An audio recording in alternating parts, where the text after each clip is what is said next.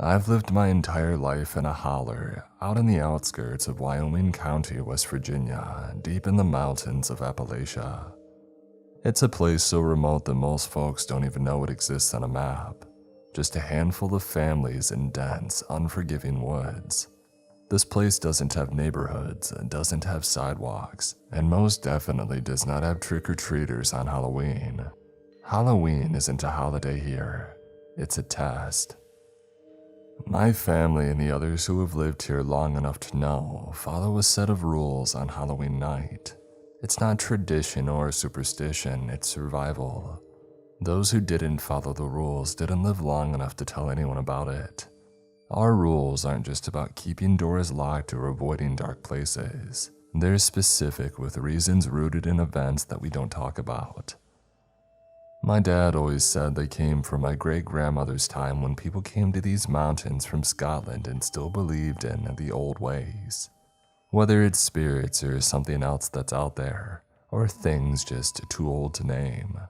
Halloween night here has always been a game of life and death, and each rule existed to give you just enough of an edge to make it through until morning. The first time that I broke a rule, I learned why they exist, and I'll never forget it. Every October around the second week, the rules went up on the fridge. We lived by them. My family took them seriously, and not just in a keep the kids safe kind of way. No, these rules were for everyone.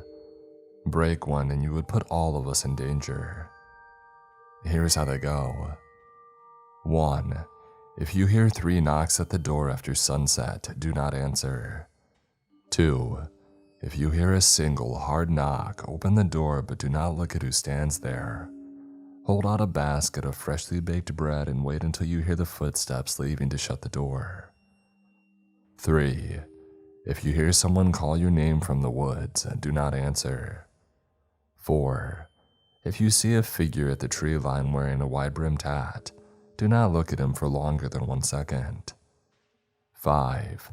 If you hear chains dragging on the ground, sprinkle salt on all the windowsills and door thresholds within 1 minute. 6. If a candle is burning in the window of the old abandoned Anderson cabin up the hill, stay indoors no matter what. These rules didn't exist for no reason. They were handed down because bad things had happened.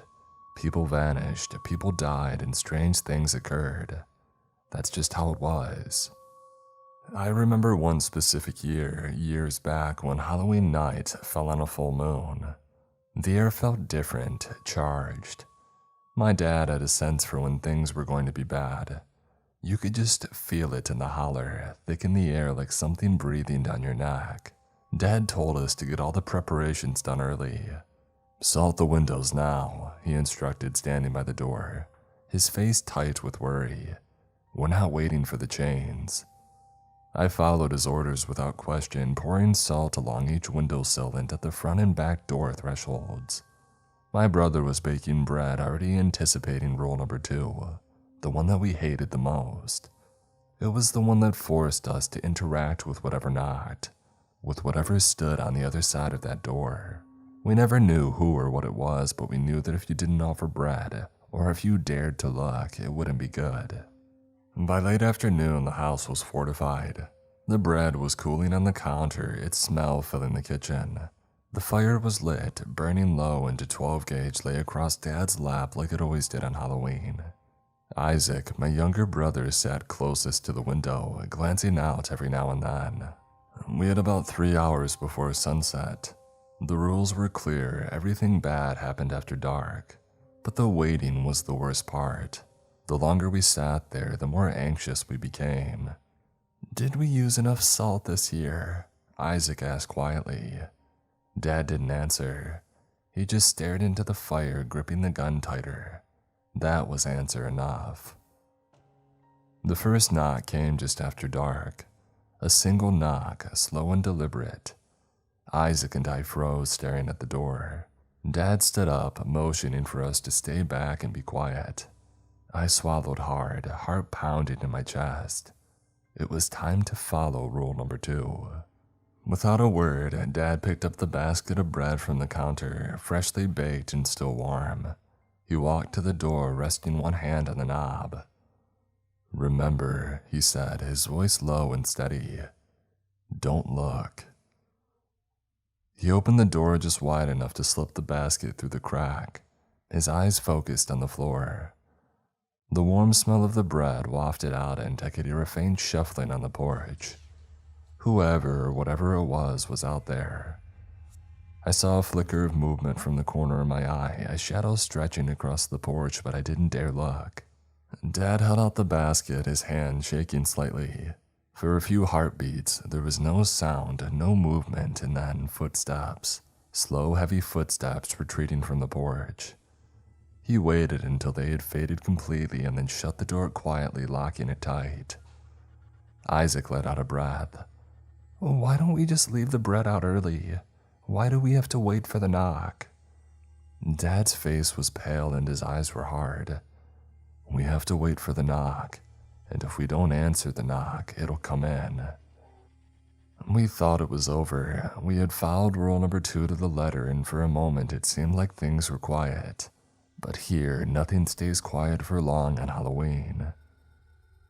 Isaac was the first to notice him. He was standing at the edge of the woods, and just where the trees meet the clearing. He was tall and thin, a wide-brimmed hat casting his face in shadow. He didn't move, he didn't make a sound, but he was there watching. Isaac gasped, pointing. "It's him," he whispered, voice trembling. Dad didn't need to ask who. He knew, we all did. The man in the hat.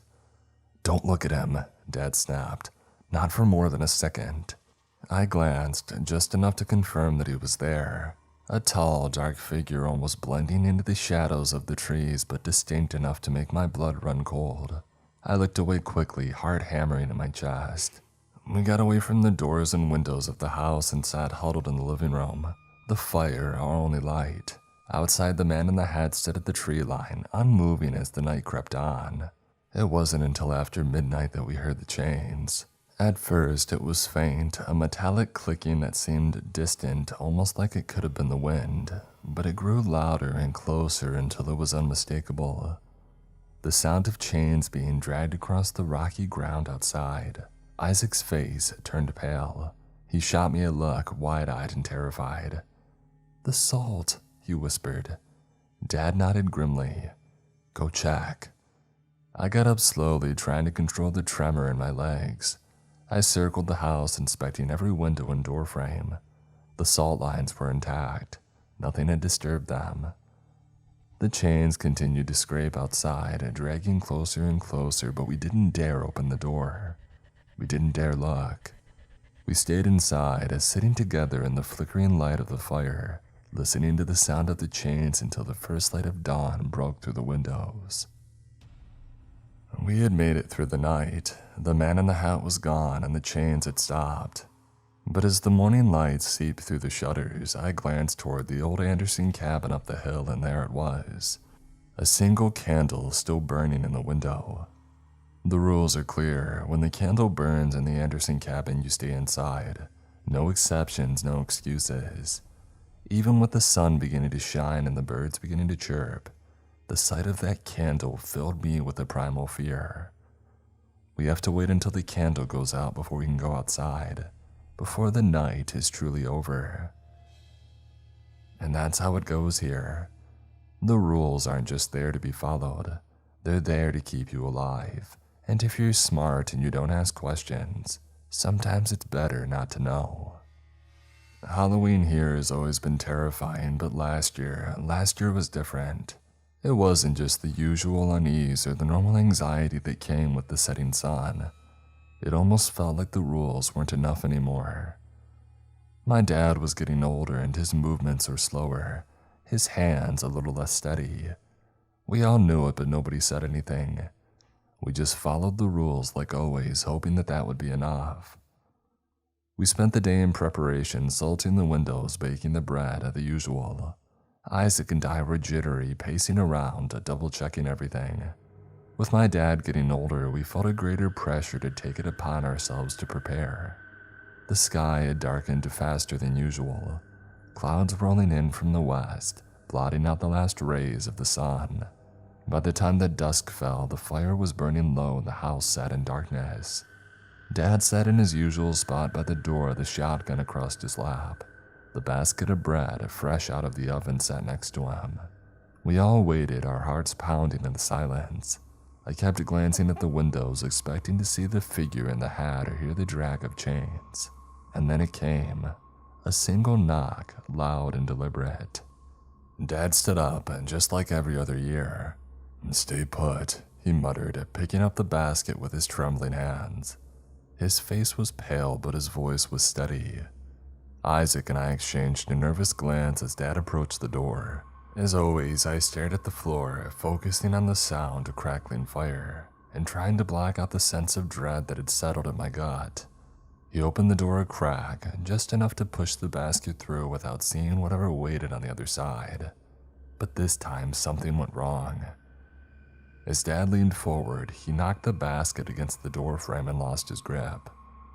The bread tumbled out, scattering across the porch. The sudden movement, the noise without thinking. I looked up and I looked at it, and I saw it. It wasn't a man, it wasn't anything that I could name. It stood hunched over, far too tall to be human. Its limbs were unnaturally long, its skin pale and stretched tight over bones that jutted out at odd angles. Its face was sunken like a skull with pale white skin pulled tight over it, and its eyes were wild and wide, too wide, like it didn't have eyelids. Its mouth opened unnaturally wide, a black, gaping hole that emitted a horrible, deafening wail. It was a sound that I had never heard before, like metal scraping against stone, but worse. It drilled into my skull, making my ears ring and my vision blur. Before I could react, before I could even scream, the thing lunged. Its bony hand shot out, grabbing my dad by the collar. In one terrifyingly quick motion, he yanked him off the porch, dragging him toward the woods. The sound of his body scraping against the ground, his muffled cries, and the creature's horrible wail all blurred together into a scene of pure terror. Isaac screamed first. I was frozen, my mind unable to comprehend what had just happened. But Isaac's scream jolted me back to reality. "Dad!" Isaac yelled, bolting for the door. I followed, my legs shaking and my heart pounding so hard it felt like it would burst out of my chest. We ran out into the cold night air toward the edge of the woods where we could still hear Dad's faint cries. But before we could take more than a few steps, I saw it. The candle. A single flickering light in the window of the old Anderson cabin. My blood ran cold. We had come outside when the candle was burning. I grabbed Isaac's arm, pulling him to a stop. "Wait," I whispered, voice shaking. "The cabin." As if on cue, the door of the cabin suddenly flew open with a loud crash, as if something unseen was about to come storming out. Something angry. Something that should not have been awakened. "We have to go," I shouted, dragging Isaac back toward our house. We scrambled inside, slamming the door shut behind us. I locked it, my hands trembling so badly that I could barely turn the key. The shotgun was still on the floor by Dad's chair, but it felt useless. What good would it do against something like that? But the night was far from over. We huddled in the living room, terrified, waiting for the next rule to break. Isaac was crying, his hands shaking as he tried to steady his breathing. I stared at the door, half expecting something to come crashing through at any moment. The chains came next. We heard them clattering on the ground, dragging closer and closer. I grabbed the bag of salt, getting ready to double-check the lines of the salt that we had placed down earlier. The chains dragged right up to the front door, the metallic clinking echoing in the silence. I could hear it just outside, scraping against the wooden steps of the porch, but I knew the salt would hold. It always did. Or so I thought. Isaac was the first to notice it. We had forgotten to resalt the front door threshold after going outside. The wind from the open door had disturbed our salt line. Just as I was about to rush toward the door to resalt it, I heard the chains and a creaking against the door. It sounded as though a heavy weight was slowly leaning against it. I knew that we didn't have time. I began to back away, motioning to Isaac to go to the bedroom. Isaac screamed as the door burst open. We ran into the back bedroom, hearts pounding, breathing coming in ragged gasps. I quickly salted in front of the door to the bedroom and checked the windows. "It's in the house," I whispered. I could feel it, a presence, something cold and evil, creeping through the house toward us. I don't know how long we waited or how long we listened to the chains pacing back and forth through our house. Eventually, we heard them go back outside. Slowly, we left the bedroom and quietly closed and locked the front door. I placed a fresh line of salt in front of the door and breathed a sigh of relief. We were safe for now. But then we heard it again. A knock. But not the single knock and not the 3 knocks. This was something new, something that didn't fit the rules. It was a rapid, frantic pounding as if whatever was out there wanted in now. My heart stopped. The rules didn't cover this. Isaac looked at me, eyes wide with terror. "What do we do?" I didn't have an answer. The pounding grew louder and more desperate. The windows rattled in their frames and the fire flickered, casting wild shadows on the walls. Whatever was out there was angry, angrier than anything that I had ever felt before. "We just wait," I whispered, my voice barely audible over the noise. "We wait until daylight." The rest of the night was a blur of terror. Every minute felt like an hour, every sound made my heart leap into my throat. We didn't sleep, we didn't dare move from the living room. We huddled together in front of the fire, clutching the shotgun like it was our last hope, and quietly crying over the loss of our father. The pounding on the door never stopped. The chains outside the house dragged back and forth, a constant reminder of the horror that waited just beyond the walls. And through it all, the candle in the Anderson cabin burned bright, flickering in the distance like a beacon of death. But somehow we made it. By the time the first light of dawn broke over the mountains, these sounds had stopped. The pounding had ceased. The chains fell silent. The candle in the cabin had flickered out. We had survived another year, barely. But Dad never came back. Halloween in our holler has always been a test, but last year it wasn't enough. Breaking the rules cost my dad his life and everything's different. And I can't shake the feeling that this Halloween will be worse.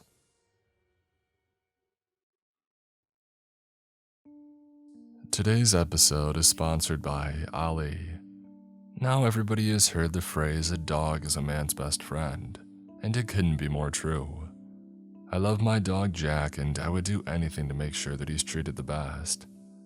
We often think of the importance of eating healthy for people, but tend to forget about our furry friends. So what better way to treat your pup than with Ali's delicious, whole, fresh, nutritious, and minimally processed food. Ali delivers clean, fresh nutrition in 5 drool-worthy flavors. You don't need to be a veterinary nutritionist to know that real, minimally processed food is the best choice for your dog's health. Made in U.S. kitchens with high-quality human-grade ingredients, Ali's food contains no fillers and no preservatives, just real food. Ali makes it super easy to get started. Just fill out their 30-second quiz and they'll create a customized meal plan based on your pup's weight, activity level, and other information, along with recommending recipes and portion sizes. For any first-timers, Ali will send out your dog's first box with 2 weeks worth of meals and a guide on how to gradually switch them over to their new diet. Plus, Ali is the only fresh dog food that comes with unlimited routine health screening, so you can get your dog on track to living their healthiest and happiest life. Dogs deserve the best, and that means fresh, healthy food. Head to ollie.com/MrCreeps. Tell them all about your dog and use code MrCreeps to get 60% off your welcome kit when you subscribe today. Plus, they offer a clean bowl guarantee on the first box. So if you're not completely satisfied, you'll get your money back. That's ollie.com/MrCreeps and enter code MrCreeps to get 60% off your first box.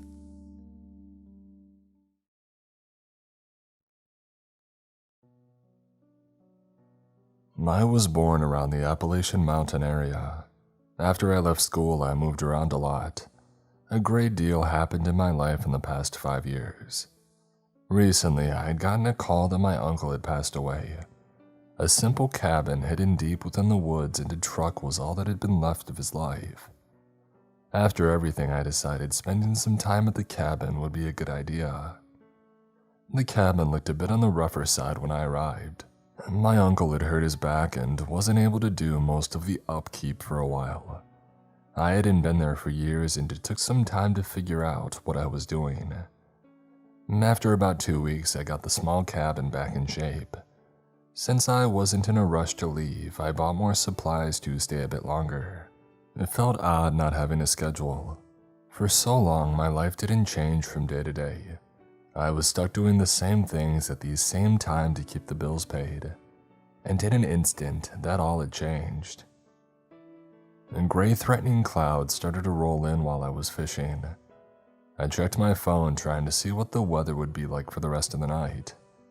It didn't work half the time because I was so deep in the woods. It took like 5 minutes for it to load up the information about a nasty storm. Packing up quickly, I booked it back to the cabin. That old building better hold up against what was coming. It grew so dark that I needed to turn on a lantern in the middle of the day. I made a note of how many unread books I had left and that I needed to pick up new ones when I was in town next. As I cooked an early dinner, the rain started to come down hard. The wind blew, rattling the windows. Thunder rumbled so hard that I felt it in the floorboards. This was a night to stay inside under some blankets. More lightning flashed and I glanced outside at the right time. If I had been a second later, I might have missed something that would change my life. A person was limping along outside, fighting the storm. I rushed to grab my jacket and get my shoes on. The instant I opened the door, I became soaked. It was nearly impossible to see with the rain pouring into my eyes. But by some miracle, I spotted the figure again. He looked so small out there beside the massive trees that made up the forest. Pushing on, I reached him through the rain. I shouted only to have my voice get carried away by the wind. He struggled a little as I guided him back to the cabin, but we finally got inside, drenched and shaking from the cold. For some reason, he was dressed in a simple robe that appeared to be made of a natural material. He looked young, maybe 16. I fetched him a blanket off the couch to wrap it around him. The poor kid shook so hard that his teeth chattered. "Where did you come from?" I asked him. His lips pressed together in a tight line. He refused to say anything. I carefully guided him another step inside and his legs gave out from under him. A puddle of water formed from the rain that dripped off of us. The water looked too dark in the dim light. I soon discovered a fresh, nasty gash on his leg. Since he was so thin, I lifted him to carry him over to the couch. I did try calling for help, but my phone didn't connect. And then I did my best to treat the wound with the supplies that I had. Where did he come from? Was there a weird cult in the middle of the woods? It wasn't as if that sort of thing hadn't happened before. From how rattled he looked, I decided not to press him for answers. "Stay here for the night. If I make you uncomfortable, I can sleep in the truck," I said after I wrapped his leg. I stood up and his hand flew out to take mine. He shook his head but hadn't spoken yet. Gray eyes begged me to not go outside again. I promised that I wouldn't leave him. He needed some dry clothing, some oversized sweaters and sweatpants would need to be good for now. I didn't sleep well that night. The cabin had 3 rooms, a main room, a bedroom, and a bathroom. I let him sleep in the bedroom as I took the couch. Ideas of where that kid came from and what happened rolled around in my brain all night. I wouldn't get any answers until he decided to tell me. The storm finally died down before dawn. I passed out for a few hours, feeling more tired after I woke up. The first thing I did was knock on the bedroom door to see how he was doing. When no answer came, I opened it a crack. The bed appeared slept in but empty. He wasn't in the bathroom, so did he run off? A fear raced through my stomach until I opened the cabin door to see the boy from the night before outside, stretching. At least his leg looked to be all right. "How are you feeling?" I asked, not expecting to get an answer. "Better," he responded in a deeper voice that didn't match his face. "Do you want to head into town for a real doctor to look over your leg?" I said, and he shook his head. "No, it'll heal on its own. The cut looked worse than it is." He pulled up the pant leg to show off the long cut along his leg. I must have been seeing things last night. I could have sworn that it was twice as long a few hours before. "What's your name?" "I'm Dean." Again, I wasn't expecting him to answer, and yet he did. "I'm Hemlock." Yeah, with a name like that, he was totally a part of a weird cult that lived in the woods. Would I need to take a random kid to get him away from an abusive family? "Do you live out here?" I asked, a bit suspicious. "Yes, I'm a part of a small family that has lived in the mountains for years. There are a few different families around here. A fight broke out, and well, that's how my leg was hurt. I'm sure the issue has been resolved." I crossed my arms, not liking what I was hearing. My uncle never said anything about other people living near his cabin. How far out were they? How many people? I knew it wasn't my place to look down on how people lived just because it was different, but I worried about any issues that kind of lifestyle may bring. "You don't have like a main leader claiming the end of the world is going to happen and then takes like 10 wives, right?" I suggested, hoping being so upfront wouldn't scare him away. The kid laughed, which put me a bit more at ease. "Who would ever need 10 wives? Isn't one when you're ready enough?" At least that reaction made me think there was a chance that Hemlock was doing all right living in the woods. But then again, his name was Hemlock. Unless I saw how he was living, I wouldn't be certain that he was safe or not. I nudged at the dirt, wondering if it was my place to stick my nose into his business. "Where do you live? When your leg is a bit better, I can drive you there." I nodded toward the rusted truck that my uncle left. Hemlock chewed on his cheek, unsure of my offer. He shook his head, trying to think of a polite way to refuse.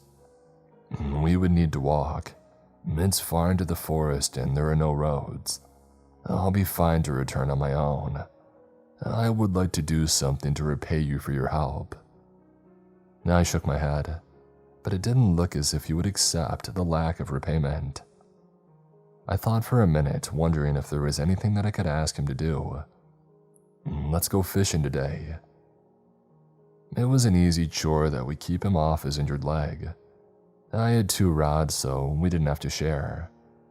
After collecting the gear, we walked down to the lake as a chilly wind blew. It cooled down a lot from the rain. The path had become so muddy that I wasn't having issues with getting my boots stuck. Hemlock walked barefoot. Even with his injured leg, he didn't have any issues not sinking into the muck. We found a good spot by the lake to get set up. I needed to show him how to bait the hook and explain what the bobber and weight did. Apparently his family just caught fish with their bare hands. He was going to do the same, but I told him it wasn't a good idea to get lake water in his open wound. I wanted to talk a little, but found it hard to get a conversation going. "How old are you, like high school age?" When he gave me a blank stare, I elaborated. 16, younger." "I'm an adult," he said, sounding offended. "Not to me." We got distracted by a bite from a fish. It turned out to be too small, and so I tossed it back. I caught Hemlock watching me as if he wanted to ask a question. When he noticed that he had been caught, he opened up about what was on his mind. "Only parents think I'm younger than I am, and you've seemed very protective of me. And do you have any children?" he cautiously asked. "A son a few years younger than you." Hemlock's face lit up.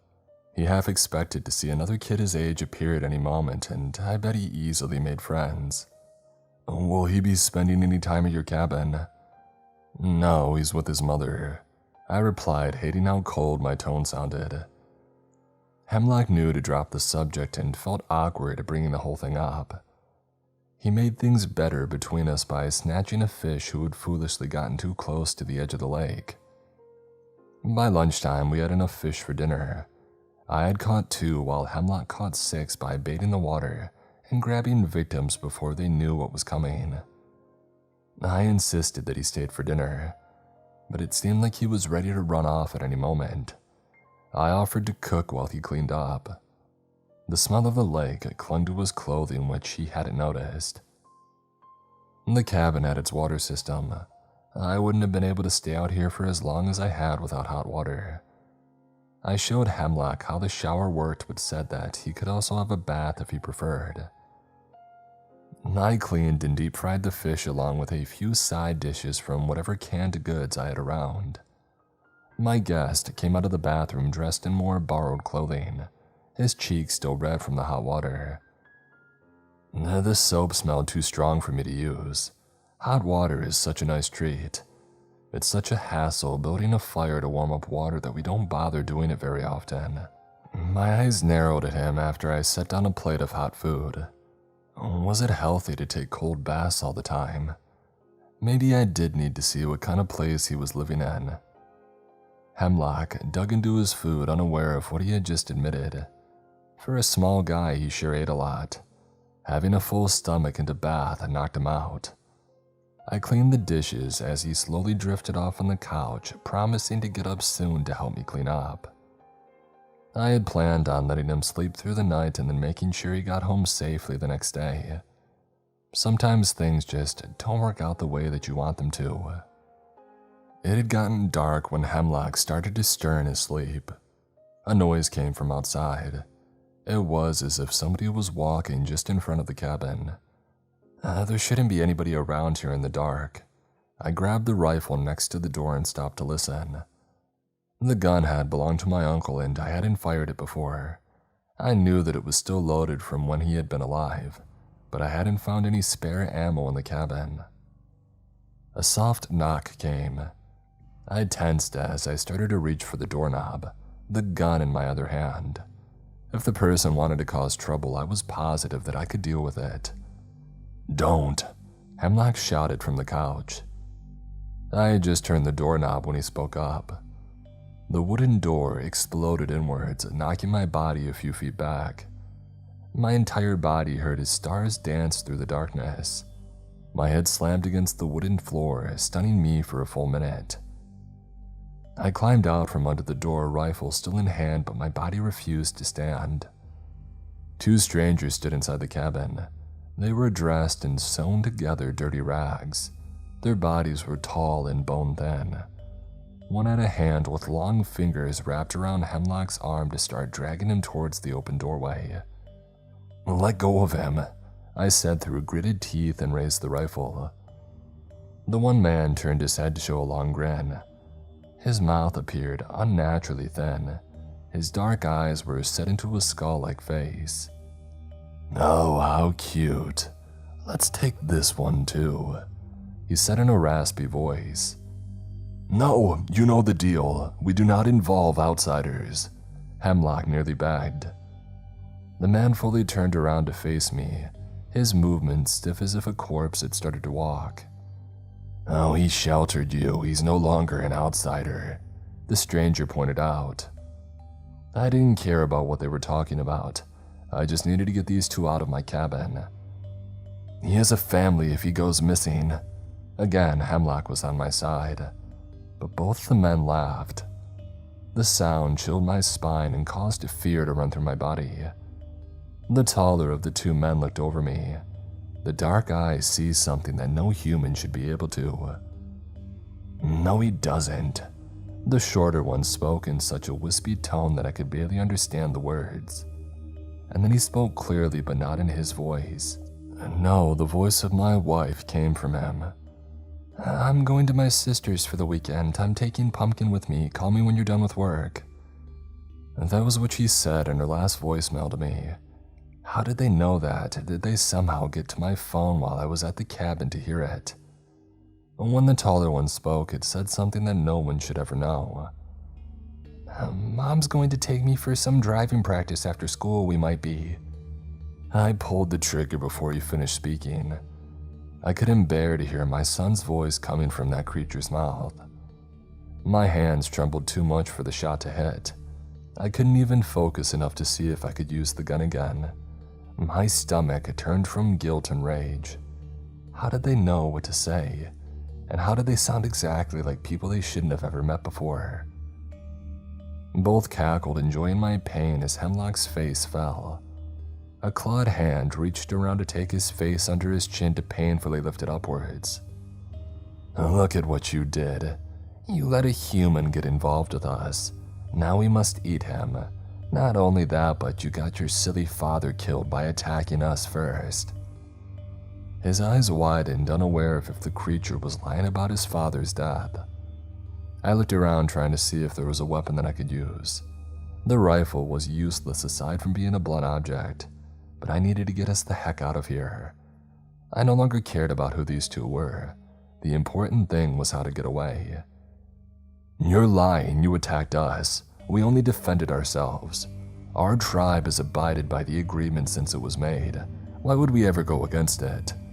He protested, sounding like the scared kid that he looked like.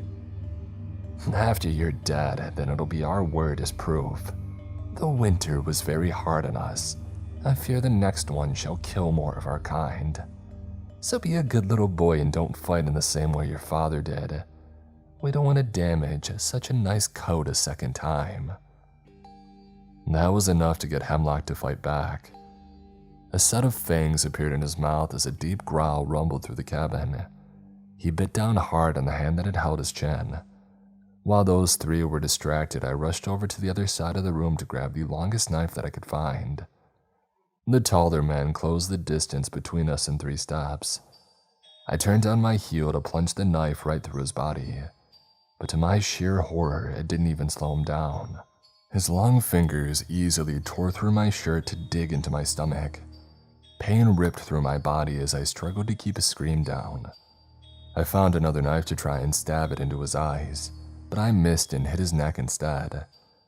The blade poked out clear through to the other side with black blood pooling from the wound. The creature's eyes grew darker and the mouth widened to his ears. With ease, he tore open my flesh, his hand reaching inside to grab whatever it could. I screamed then, unable to deal with the pain and horror of the situation. For a moment, I thought that I was going to die from this thing ripping out my guts. Another scream came from the cabin, but it wasn't for me. The other creature started running towards the door with black blood spilling from where its arm should be. He was tackled to the ground as sharp teeth found his neck. Within seconds, the other beast that appeared inside the cabin had ripped the creature's head off, getting the attention of the one who had still had a dirty hand in my stomach. The taller monster appeared scared for the first time, and we were both staring at a massive gray wolf devouring a thin body. It lifted a large head and then angry gray eyes landed on their next target. The tall man darted away trying to run around the couch and behind the wolf. Within a second, the wolf changed to more of a human appearance. It stood on 2 legs with a human upper body covered in fur. It caught the skinny monster with a powerful hand and easily ripped off the arm it took hold of. The creature screamed as it also changed, trying to fight back. The head was nothing more than a mouth ready to bite down on anything in its way, but the thin monster was outmatched. It was taken apart in seconds by the larger wolf that covered the inside of the cabin with its dark blood. I was fading at that point.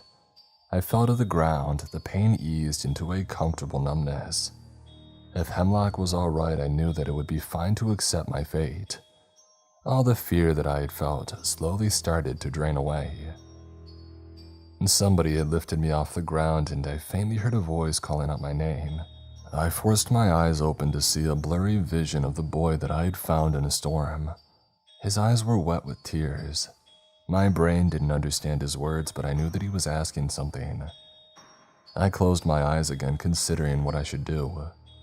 A second ago, I was ready to go back to my wife and son. After seeing him, I knew that I needed to stay around for a little bit longer. Using the last of my strength, I agreed to what he had asked. and then a set of teeth came down on my shoulder, causing a new wave of hot pain to flash through my body. I fell into a deep sleep as something came flooding into my bloodstream. It was uncomfortable, and I feared who I would become when I woke up again. When I did wake up, I was in the bedroom of the cabin. My stomach and any other injuries were healed over as if they had never happened, aside from a set of scars showing a bite on my shoulder. I got up, feeling oddly light. The sunlight appeared to be too bright, and the birds outside were far louder than I remember. Somebody had tried to clean the cabin. Dark blood still stained the wood, but the bodies had been removed. Hemlock waited for me outside, wearing more borrowed clothing and appearing almost remorseful. "Hey, this wasn't your fault. I told him to make sure to get that out of the way first." "It was. I should have never entered the cabin with you. I believed in my father's strength and was positive that he would win against our attackers. There were 10 of them. He stayed behind to let me get away." He sounded so guilty that it hurt. "I know it hurts being left behind, but he was a good father. It's the parents' job to protect their kids. I didn't do that. I couldn't do anything for my son." And clearly he disagreed and voiced that opinion by punching my arm. I rubbed the spot where he hit, offended. "I bet he would have done the same thing if he had heard you saying that," Hemlock argued. "He was a good kid. I'm glad that his father protected him, but I wished they could have stayed together." "How am I even alive right now?" I asked, getting back to the important stuff. He looked guilty again and kicked at the dirt with bare feet. "Well, I turned you into one of us.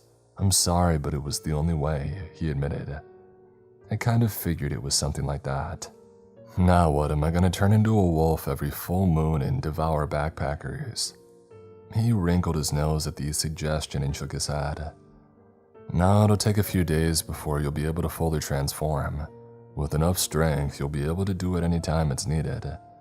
I normally spend most of my time as a wolf, but there is a way to prevent that. If you drink a certain tea before your first change, the wolf inside of you will be locked away forever." I crossed my arms, uncertain of how I felt about that. I could still leave these woods as a human to go about a normal life, or I could become a wolf and discover a new life involving monsters made up of nightmares. What's stopping people from abusing this? Like cheating death by getting bitten anytime they're about to die, and drinking the tea to avoid the whole wolf thing. I wondered out loud. No one had survived being bitten twice, and a bitten wolf has a shorter lifespan than a born wolf. You'll most likely only live until you're 40, so maybe 5 more years. "Is that how old you think I am?" I said while uncrossing my arms, very peeved by his misjudgment. He looked very nervous about upsetting me. When I smiled, it made him calm down. I thought over my choices again, really wondering if I could throw away being a human. "What's up with those thin creatures? Are there a lot more of them?" Hemlock nodded, his face grim, thinking about what had attacked us. "We're unsure of their numbers, but it feels as if more appear every summer. Attacks from them have become more common, even though we can't ever prove it. I fear another war will break out between us that will hurt humans that get caught in the middle." Hearing something like that would have made someone want to never take another step inside the forest again. And if I stayed, I would risk my already shortened lifespan to get caught up in the middle of a war between monsters. Well, I guess you need one more wolf on your side. And give me 3 days to get some things in order. Since I didn't have any family left, it was easy to take care of things. I sold the higher cost items and then donated what I could. I kept some clothing and some savings. It felt oddly freeing to get rid of most of my worldly goods, knowing that they would be far more useful to someone else. I met Hemlock back at the cabin, ready to start a different life. He said that his family didn't mind welcoming a newcomer into their ranks, but they thought that I should live at the cabin for a bit longer and slowly get introduced into their way of life. No matter how afraid the idea of more of those thin monsters made me, I decided to protect Hemlock in the same way that his father did. After all, it's a parent's job to take care of their children. Today's episode is sponsored by Wild Grain. Wild Grain is the first bake-from-frozen subscription box for artisanal breads, pastries, and pastas. Wild Grain's boxes are fully customizable to your tastes and dietary restrictions. In addition to their classic variety box, they recently launched a new gluten-free box and plant-based box that is 100% vegan. And best of all, they take the hassle out of baking since all items bake from frozen in 25 minutes or less with no mess or cleanup. I absolutely love Wild Grain. I recently received a box and tried some of their Parmesan herb biscuits, and oh my god, they were actually so good, like literally amazing. I wish I had some more right now. Are you ready to bring all your favorite carbs right to your doorstep? Be sure to check out Wild Grain so that you can begin building your own box of artisanal breads, pastas, and pastries. For a limited time, Wild Grain is offering our listeners $30 off your first box, plus free croissants in every box, when you go to wildgrain.com/MrCreeps to start your subscription. Yeah, you heard me, free croissants in every box, and $30 off your first box when you go to wildgrain.com/MrCreeps. That's wildgrain.com/MrCreeps, or you can use promo code MrCreeps at checkout.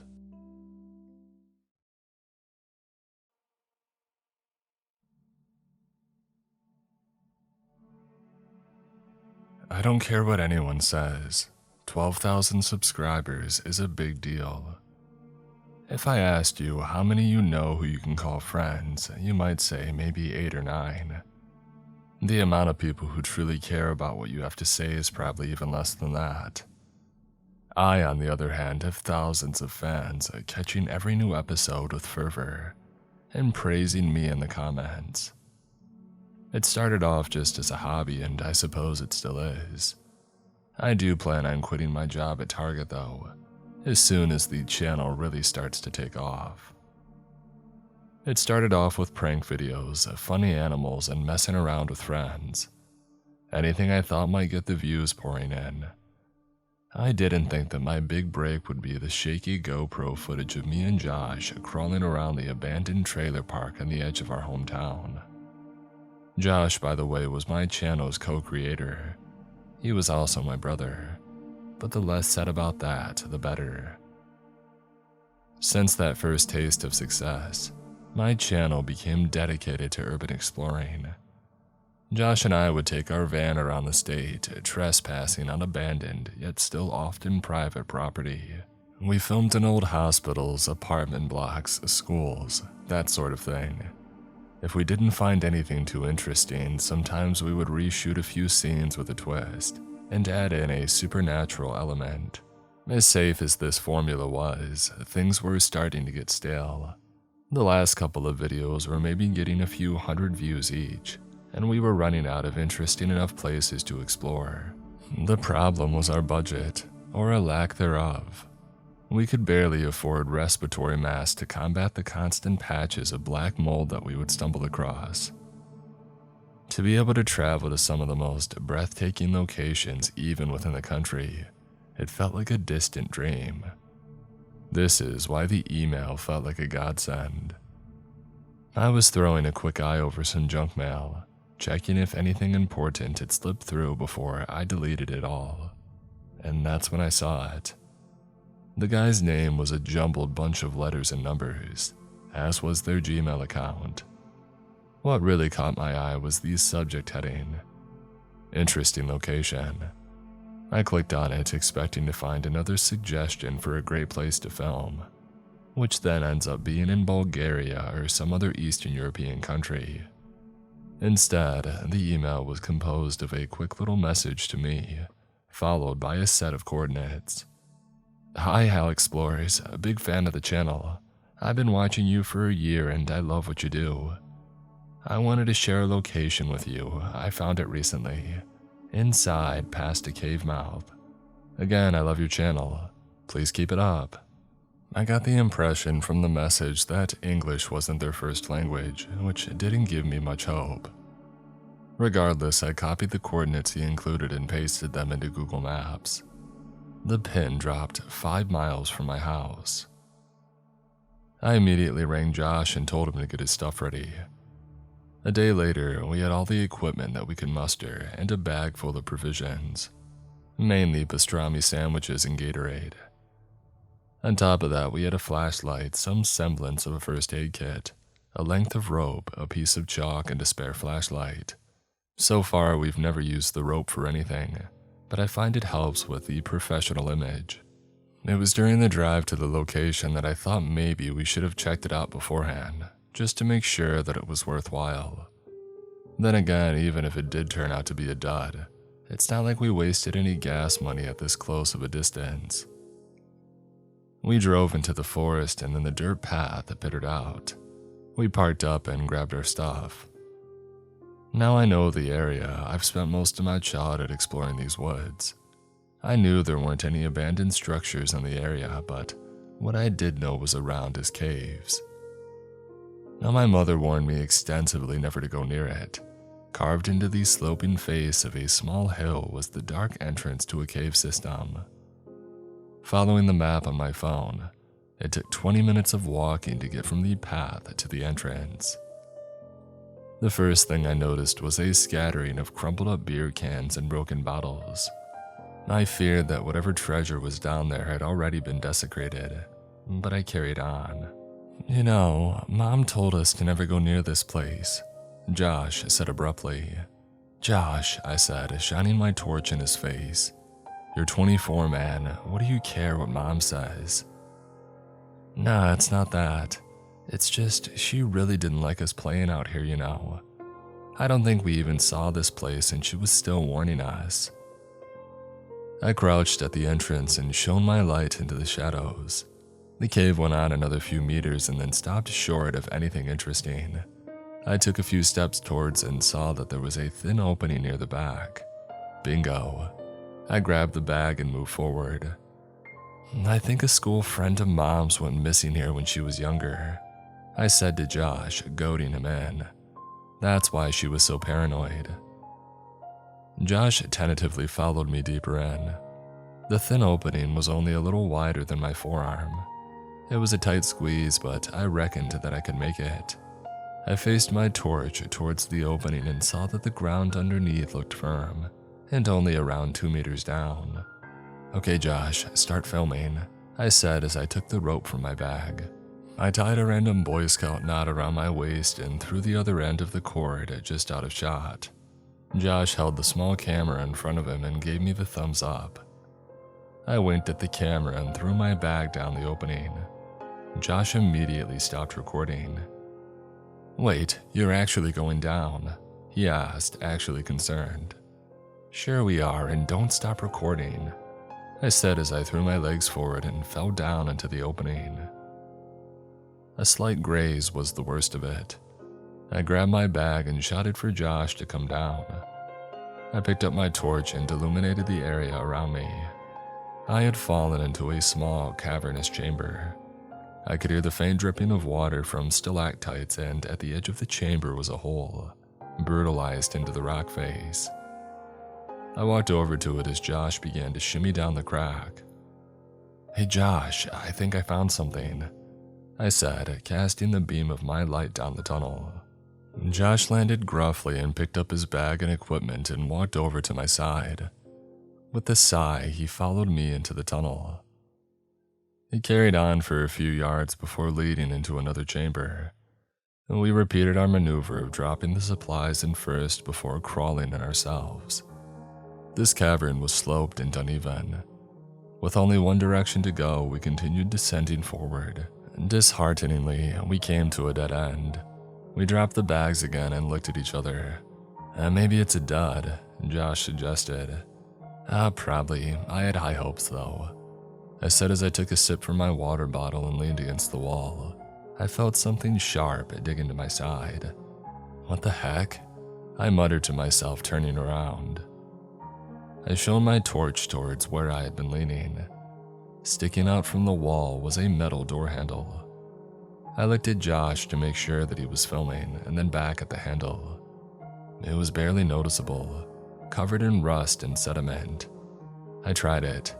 It creaked and grinded against some equally rusty internal mechanism.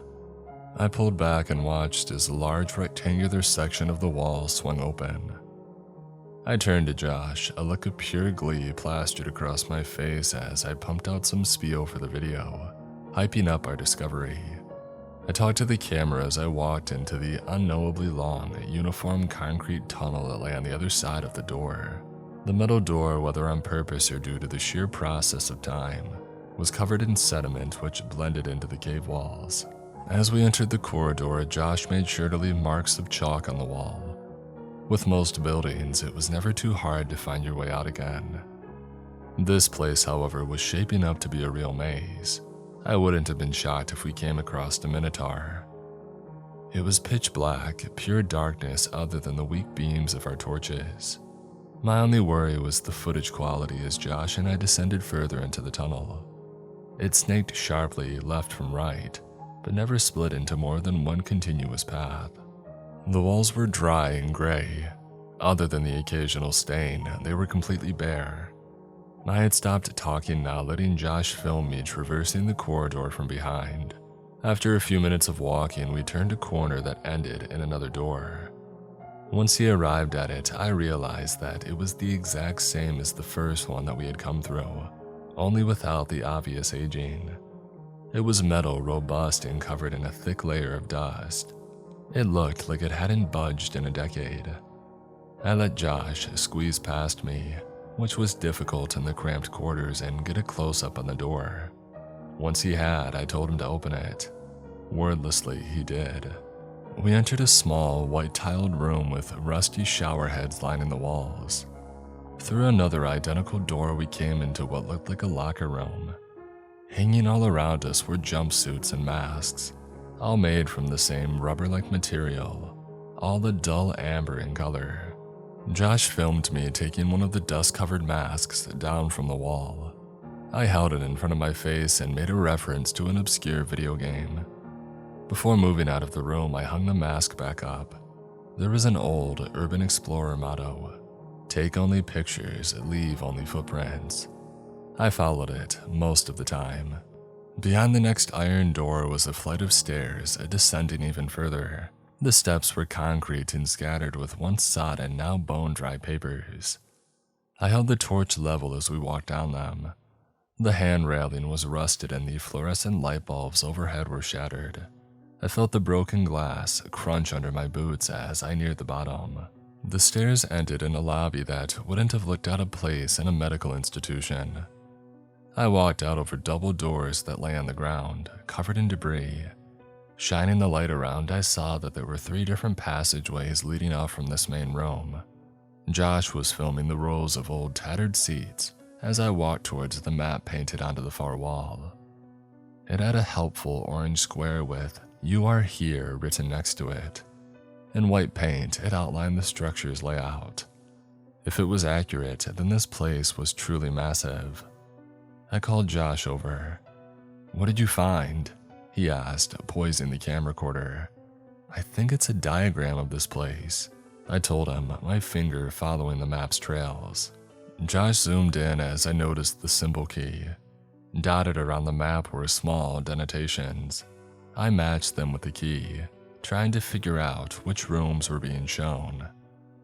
Canteen, bunkhouse, recreational facility, breaching room. Josh took more footage while I read through the list of functions, which were printed out on a fading piece of laminate attached to a hanging clipboard. I got to the end and saw that we were on floor 1 of 9.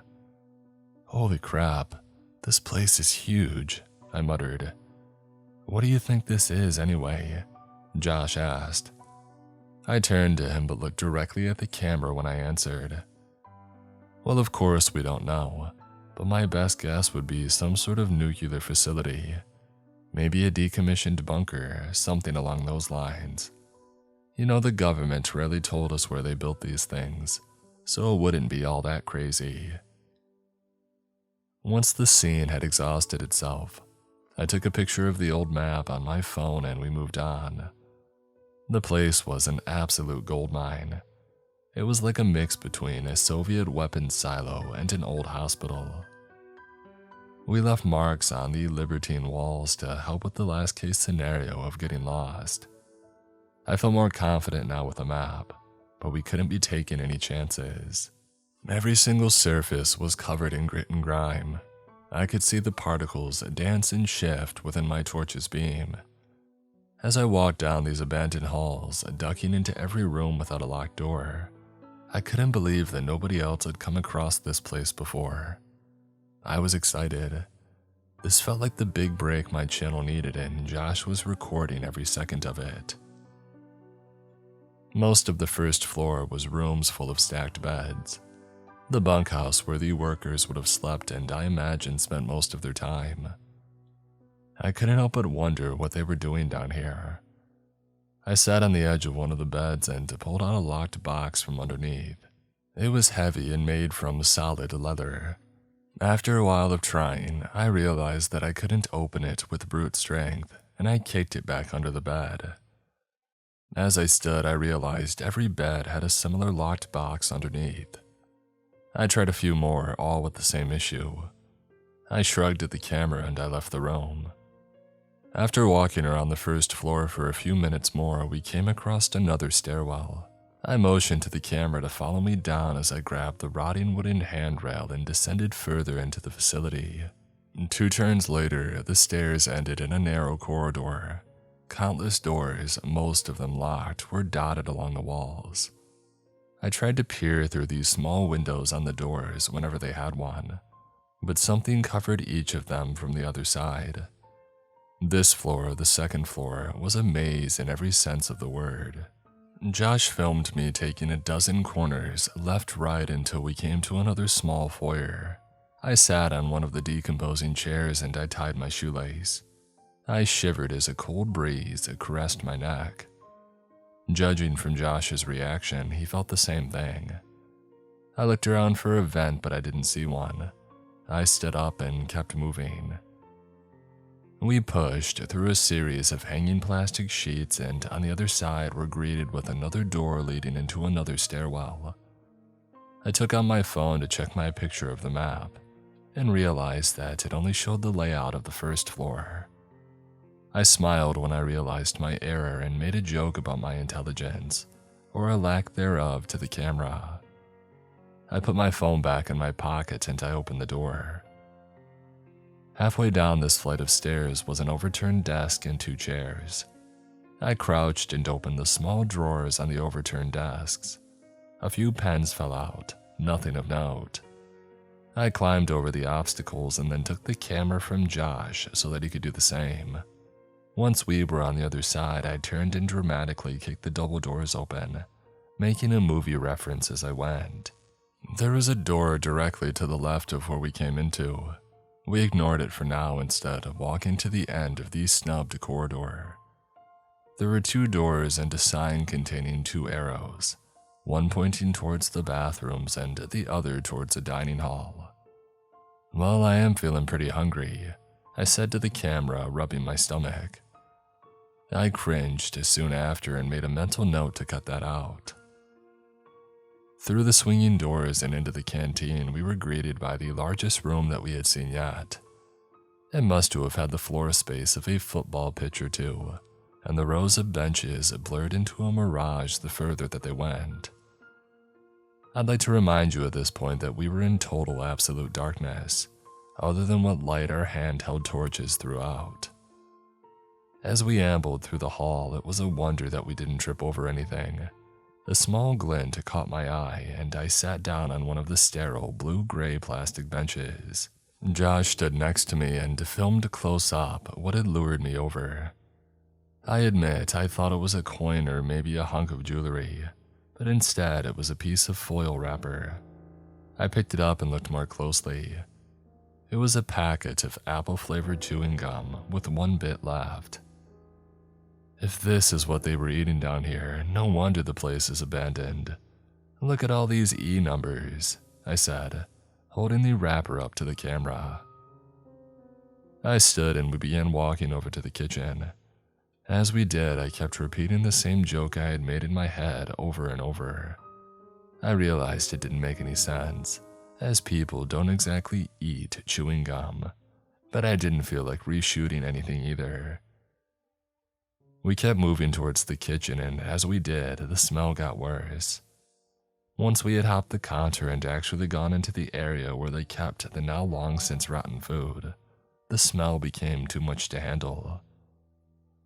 Josh retreated, burying his nose in his elbow. I persevered long enough to peek into the freezer.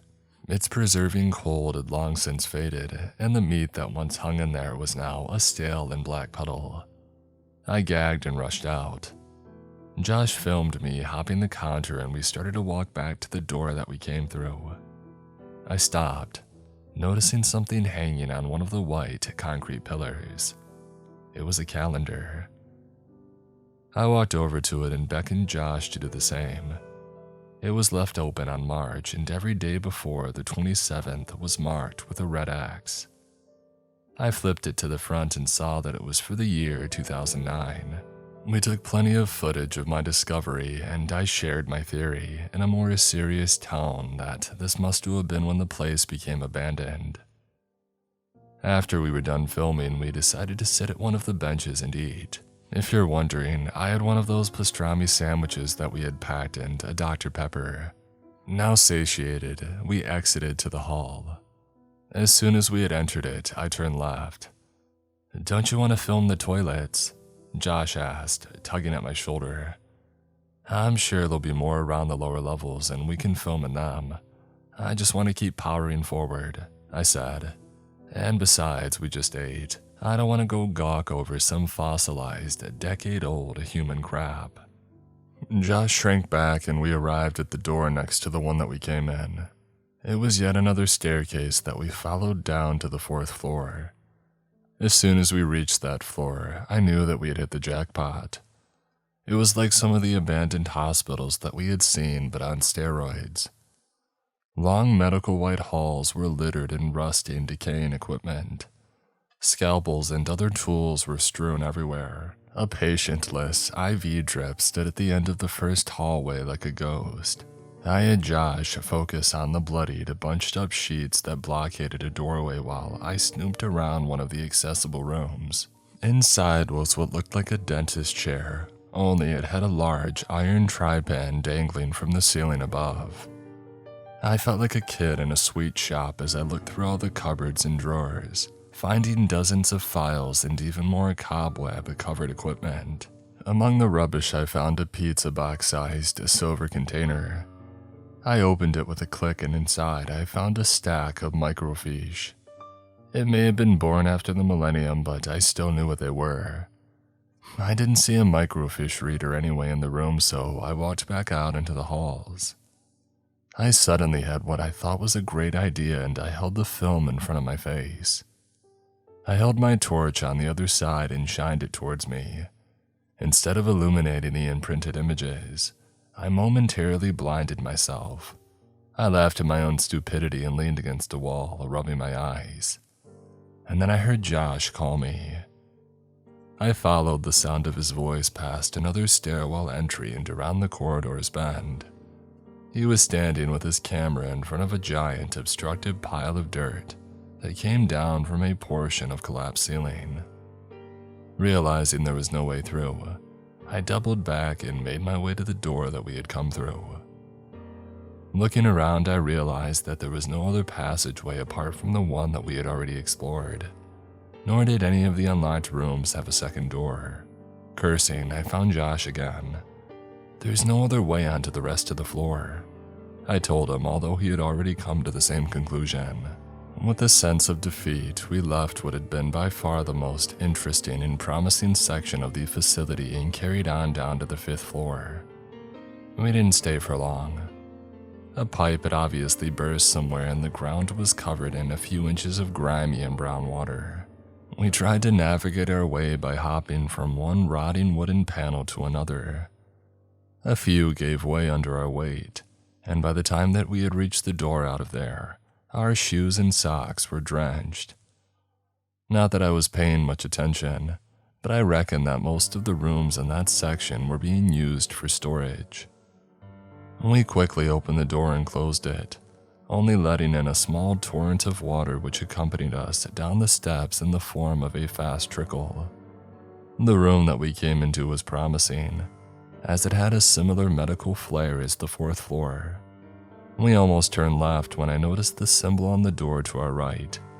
I approached it, my cameraman close behind, and saw that on the door was the silhouette of a rabbit depicted in red paint. With a strange sense of unease, I grabbed the door handle and barged into the next room. It looked like an interrogation room. From where we were, we could see through the one-way mirror. There was a long mahogany desk covered in what looked like radio equipment. Half a dozen swivel chairs surrounded us. It looked like the production control room at this TV studio that I once interned at. In the blank room beyond the mirror was a chair. No desk, just a lone chair facing us.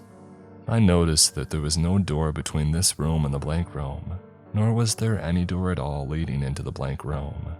We ducked out and continued on through the left side door. Jackpot again. It was almost a carbon copy of the 4th floor, except it was strangely carpeted.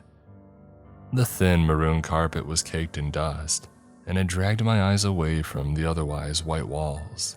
The first room I entered luckily had just what I was looking for, a magnifying glass. Not exactly a microfiche reader, but I suppose it wouldn't have worked without electricity anyway.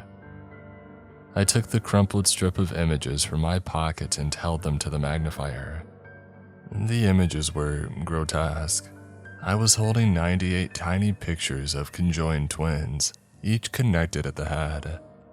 The pictures were all taken from various angles, and near the end of the rows, various levels of decomposition. The very last image on the slide showed a botched attempt to separate the pair. I gagged and I dropped the microfiche. "What is it?" Josh asked dumbly as I stormed past him. He followed me into the hall where I slumped against a wall and slowly edged down onto the floor. Josh loomed over me. "Stop recording," I said, and he did. He sat next to me and comforted me, not knowing exactly what had gotten me so worked up. In myself, I knew that it wasn't just the photos. I was starting to let the sterile monotony of this place get to me. "Do you want to turn back?" Josh asked. "I think we have enough footage." I smiled. "Hey, it's fine, I want to keep going. I just need a break," I said. He nodded and patted my shoulder. He stood, leaving the recorder next to me, and he walked into one of the rooms. I absent-mindedly began to caress the scar along my abdomen, left over from the less than professional operation that separated me and Josh soon after birth. Josh came back out of the room soon after, holding a fading binder of documents. Now, I was never good at math or academia in general, but I could recognize the symbol on the front of the binder as the symbol of pi, only turned upside down. "Interesting read?" I asked in earnest. Josh didn't reply, and he kept looking at the documents intently. Before I could say anything else, he began to read aloud. "Subject Aleph shows signs of successful tether realignment. He has answered 42 of the 45 questions of the Clem assessment accurately, while displaying little distress. He has continued to develop Tav's hobbies and interests since his brother's disassembling. Dr. redacted his reported contact with Tav, although this is an impossibility. Aleph expresses connection to the Red Rabbit, furthering evidence of tether realignment." I grow increasingly confused the more Josh reads it out. "What does any of that mean?" I finally asked him. "Oh, who knows," Josh replied, thumbing through the remaining documents. He closes it and reads out the message stamped on the front. "Property of the Red Rabbit Group," he says, and then shares his theory. "My money is still on some weird government stuff. God knows what they've been doing behind the public's back." I stand, brushing the ceiling flakes from my trousers. I put a hand on Josh's shoulder and looked him in the eyes.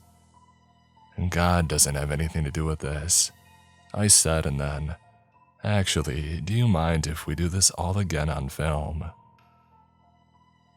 After that, we walked down the dark hallways with a newfound unease. I didn't want to admit that I was scared, but I also couldn't imagine what could be inside some of those rooms. Something more terrifying than any boogeyman, no doubt. Man's curiosity. We turned a corner and saw someone, or at least that's what we thought, while our hearts beat out of our chests. Fixing our torches on it, we saw that it was a suit. Looking closer, we saw that it was made of rubber and covered in straps. It looked like a gimp suit, we realized, and it was hanging down from the ceiling, its collar caught around a broken strip of light. "I hope you didn't poop yourselves," I said, looking at the camera from over my shoulder. I went over to the hanging suit and I nudged it. It swung back and forth, creaking as it did. The closer that I got to it, the more the smell of vinegar overpowered me. I backed away from it and I bumped into Josh, who had turned his and the camera's attention to the burn marks on the door to our left. We pushed through it and descended into the 7th floor. The first thing that we see is a skeleton. Laying and facing the ceiling was a bleached human skeleton dressed in a coral gray suit. My brother and I immediately freaked out, and I dropped my flashlight, the bulb shattering. Josh handed me the camera and he approached the apparent body. He knelt by it, strangely calm, and then laughed. "Hey, it's plastic, don't worry," he said, grinning. "Probably a lab dummy." Now in the role of cameraman, I recorded my brother's interaction with the faux skeleton. He grabbed the skull and with a little elbow grease it came off. He stood up, quoted Shakespeare, and then punted the skull down the hallway. We laughed and I set the camera down. Josh held the light over me while I hunted through my bag for a spare torch. I found it and we carried on. The first room we entered clearly used to be some sort of operating theater. We walked past the rows of wooden seats which were arranged like a small sporting area around a white stained covered hospital bed. The room gave me a bad feeling, so we quickly walked past the bed and out of the door on the far side. We came into yet another identical hall. Shining my light, I saw that there was an old wheelchair into T-junction at one end of the hall, and at the other end was a door with the same red silhouette of a rabbit. We paced towards the rabbit door, which we found unfortunately to be locked. Kicking bits of concrete out of the way, we turned to walk up the passageway. We filled the place with artificial lights and saw, to our horror, that the wheelchair was gone. "What the heck?" Josh said. He had noticed it first. "What?" I asked, concerned. "What's wrong?" "Wasn't there a wheelchair right there a second ago?" he pointed out. I stood still for a moment, mulling over his question. I quickly realized that he was right. Against our better judgment, we tentatively approached the end of the hall. Josh filmed me creeping around the T-junction, and that's when I saw it. A few meters down the corridor was the wheelchair. I looked back at the camera as I slinked towards it. It was rusted beyond repair and the wheels appeared to be buckled. I took a step forward and saw what was laying on the seat. I find it difficult to describe. It was covered in a similar material to the suit that we had seen hanging the floor above, only it didn't have any straps, or any seams at all for that matter. It was a black box with a weird sphere resting on top. The sphere had what looked like a metal funnel embedded into the front. Only the tube was a snub, barely 2 centimeters long. Dangling from it was a small length of string. I took it in my hand and I tried to yank it off, but it just kept on coming. I felt like a kid trying to pull loose a thread from his cardigan, only to unravel the whole thing. The string that was being pulled out was stained black and wet. Josh came and stood next to me, filming what was going on. Suddenly, he retracted the camera and gasped. I looked around, unsure what got to him. "What's wrong, man?" I asked. That's... He stuttered, pointing at the thing slumped on the wheelchair. "That's a torso." At that, I looked back at the slumped object and studied it. Admittedly, I could see what he meant. It did kind of look like a person with their arms and legs stripped away, but that was impossible. Josh was about to speak again when suddenly, I felt a debilitating pain wash over my forehead, and then my entire skull. I fell against a nearby wall, an exposed pipe digging into my back, but that pain was nothing compared to the hum in my brain. I grit my teeth so hard that I thought they would shatter, and I looked at my brother from behind my hands, which clawed at my face. From his reaction, I could tell that he was feeling the same thing. I dropped my flashlight to the ground, and its beam illuminated Josh. I couldn't see his light, nor the thing in the wheelchair, which was now plunged into darkness. The pain reached such an unbearable peak that thoughts of suicide briefly crossed my mind, and then, as quickly as it came on, it went. I stumbled to Josh and helped him to his feet. We held each other, still shaking and sweating, tears welling in our eyes. As we began to collect ourselves, we heard a voice, not from anywhere around us, but from deep inside of our own minds. "My name is Degas." I picked my torch up and looked around. Its light fell on the figure sitting in the wheelchair. It suddenly looked a whole lot more like a human. "Have you seen Ansas?" A voice echoed in my mind again. "What?" whispered Josh. I realized that he was hearing it as well. Suddenly, the wheelchair rolled forward as if pushed by an unseen nurse. "Ansas." The voice repeated itself as the wheelchair drew nearer. Now I was certain that that thing was its source. The names Ansas and Degas repeated themselves in my mind. They carried an odd familiarity. I reached my hand into my pocket and pulled out the now crumpled microfiche. In the dimming light, I saw what was written in black pen just above the rows of images. Brothers Ansas and Degas, pre and post-op. I looked up at the thing on the wheelchair and realized that it was indeed human. I extended my arm and handed the microfiche to him. It began to float out of my hand and hover in front of Degas. It slowly rotated and then fell to the floor, released from his mental grasp. As he was completely covered, I couldn't have possibly realized how much of a rage he went into when he saw the photos. I only noticed when Josh had dropped to his knees. I watched in terror as Josh, tears streaming from his eyes, grabbed a large piece of concrete that had been chipped away from the walls. He begged and pleaded with Degas as he lifted the block above his own head and brought it crashing down. I realized what was going on, and I dropped to my brother's side. I wrapped my arms around his, trying to get him to stop, but they moved with a strength that wasn't his own. Muscles popped and veins burst as he kept driving the stone block into his head again and again. I fell backwards and stared as Josh's head turned to mush. There was no way that he was still alive, yet his arms kept moving, kept grinding his own skull into a pulp.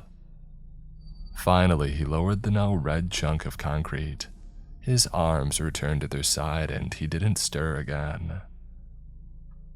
As soon as I heard the creak of that wheelchair move toward me, I bolted. Screaming, the flashlight in my hand bounced up and down as I ran. This distorted my view and is likely why I didn't see the mesh of pipes and plastic in front of me. I ran directly onto it and it gave out from underneath me. I plunged down the hole and fell against the hard rock of the 8th floor. I had landed on my arm and the torch. Both were now broken. In complete pitch blackness, I stood up. I clutched my shattered arm and limped forwards, still content on getting away from Degas. I walked into a wall and I realized that I had to calm myself and be careful. The next, by my best guess, 4 hours was spent crawling around the 8th floor in total darkness. I was feeling along the walls trying to find a doorway that led to stairs going up. I had no such luck though, although my hands were now cut up from dragging them against the jagged surroundings. Another hour into my hopeless wandering, I saw it, a tiny red dot just ahead of me. I cautiously put one foot in front of the other and I made my way towards it. I bent down and I reached out. My hand touched Josh's camera, which was still wet with his blood. I recoiled as I realized its implication. I had left it where it was by my brother's body. How did it end up down here? The possibilities all chilled me to my core. Regardless, out of necessity, I picked up the camcorder. After some fiddling, I managed to switch on the night vision mode. I held it to my eye and looked around. The walls were covered in paintings of red rabbits, all around me swirling into a bizarre mural. I had been walking among them for hours. The floor was covered in bits of cloth and broken furniture, which had kept me on uneasy footing since I fell down here.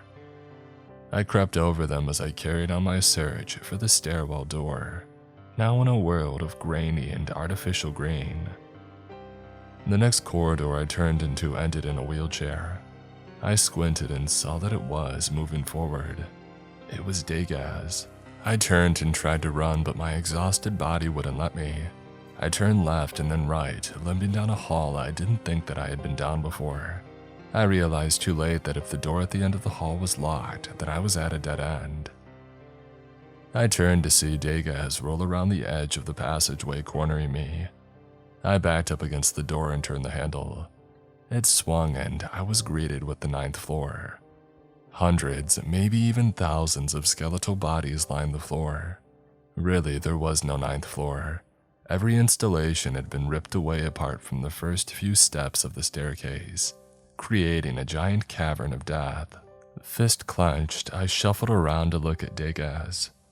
He was directly in front of me, and the string from his muzzle began to lift into the air. I didn't want the same fate as Josh, so I took a step back. The last thing I remembered from that day was falling. I woke up an unknowable amount of time later. It took me a while to realize that I was laying in the grass amongst a scattering of beer cans. I was in the middle of the woods, right outside of the cave entrance. It was bright out, only a little after noon. I walked and I didn't stop walking until I had reached the road. I had been gone for 17 days. In that time, Josh and I had been reported missing. The police had carried out a search but found nothing. The day before I turned up, it had been called off. My family was overjoyed to have me back, but the pain felt of losing Josh was immeasurable. I told the cops what happened as best I could. I'm not sure how much of my story they believed, but they did bring me with them to find the door at the bottom of the caves. They never did. After that, my story was essentially discredited. It was at this time that I began to dream of a red rabbit.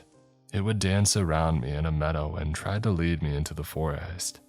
I never followed it. A week later, I finally found some time to myself. I slumped on the bed of my childhood room as I had been staying with my parents since I returned. After a nap, I sat up in bed and realized that I hadn't opened the bag that I brought with me. I grabbed it, unzipped it, and emptied out its contents.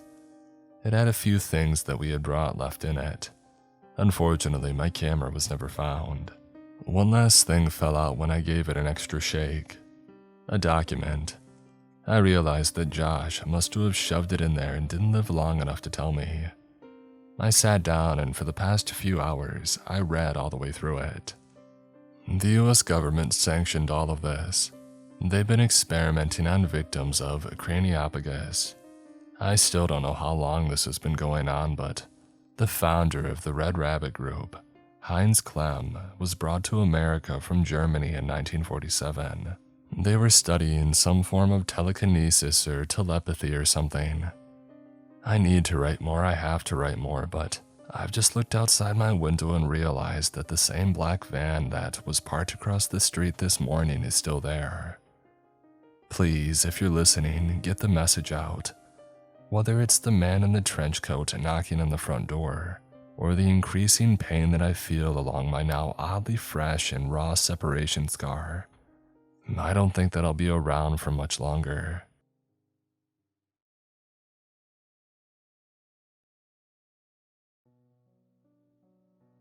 Trail End is a town that lives up to its name. It's a sleepy hamlet nestled between the banks of the Tennessee River and the foothills of the Appalachian Mountains. During the warmer months, it caters to all types of outdoorsy folks looking to leave civilization behind for a long weekend. A year ago, I was one of those weekend warriors. I couldn't wait to get lost in the woods for a few days and feel the restorative healing of Mother Nature work its charms on my battered psyche. Back then, my life was in shambles. I had graduated college with massive student loan debt and a few prospects in my chosen field. I applied to every job that fit my degree but couldn't even land an interview. Needing money, I took a day job to help pay the bills until I could find something more permanent. 6 months later, I was still at my day job, and most of my prospects had dried up. Worse, the stress from my day job was eating my soul. I loved my coworkers, but management, as usual, was the worst. Every encounter, no matter how benign, left you feeling emotionally drained. The daily onslaught of being micromanaged into the ground was enough to make you want to jump out of the building. I'll give our company credit for one thing. They made the office building windows hard to break, and thus they saved countless lives. On top of that, my significant other Charlie and I were at an inflection point. We both were pondering the future, and only one of us was curious if it included the other person.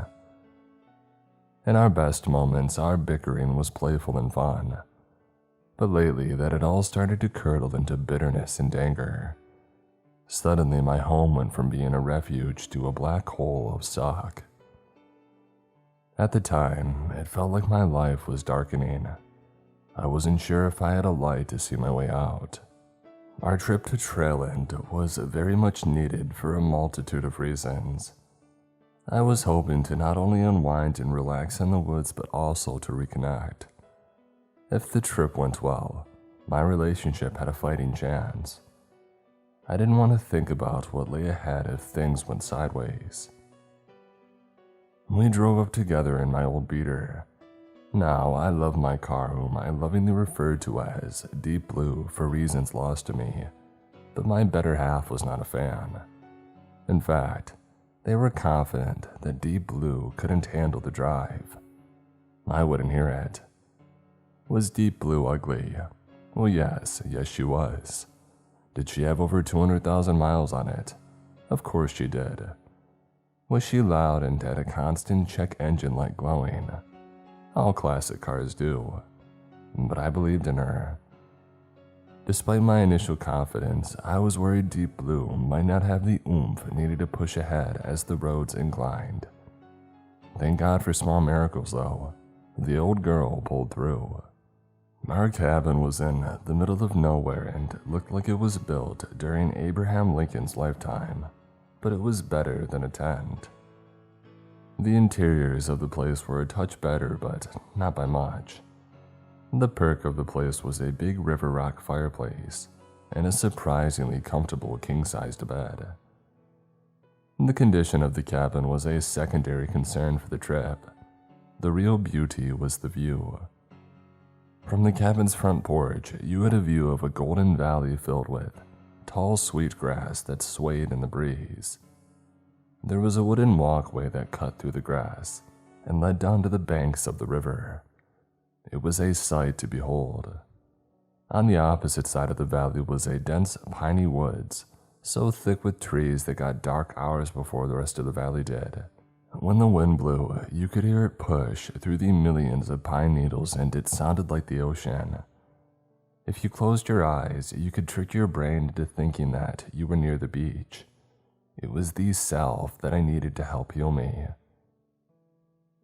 As we brought in everything from Deep Blue and set up the cabin, we thought that we should head down into town and grab some supplies. We needed the essentials: chocolate, marshmallows, and graham crackers, but also like real food, water, and beer. I was going to grab a couple of cords of wood for both the fire pit outside and that inviting fireplace inside. I could already feel the tension melting away. Charlie and I both could. We stopped at Eddie's shack, the local general store, and picked up everything that we would need for the long weekend. It was fun, actually. We joked around like we had at the start of the relationship. Nobody put on airs. We were goofy and lovey and remembered that we still liked one another. If this was a portent of the weekend ahead, I was ecstatic. And then we met Eddie. Eddie was straight from small-town Central casting. He was older, though how old, who could tell? His salt and pepper hair was tucked underneath a weathered Bass Pro Shop trucker's hat. He wore a red and black plaid shirt that looked well worn, with black suspenders pinning it down to his shoulders.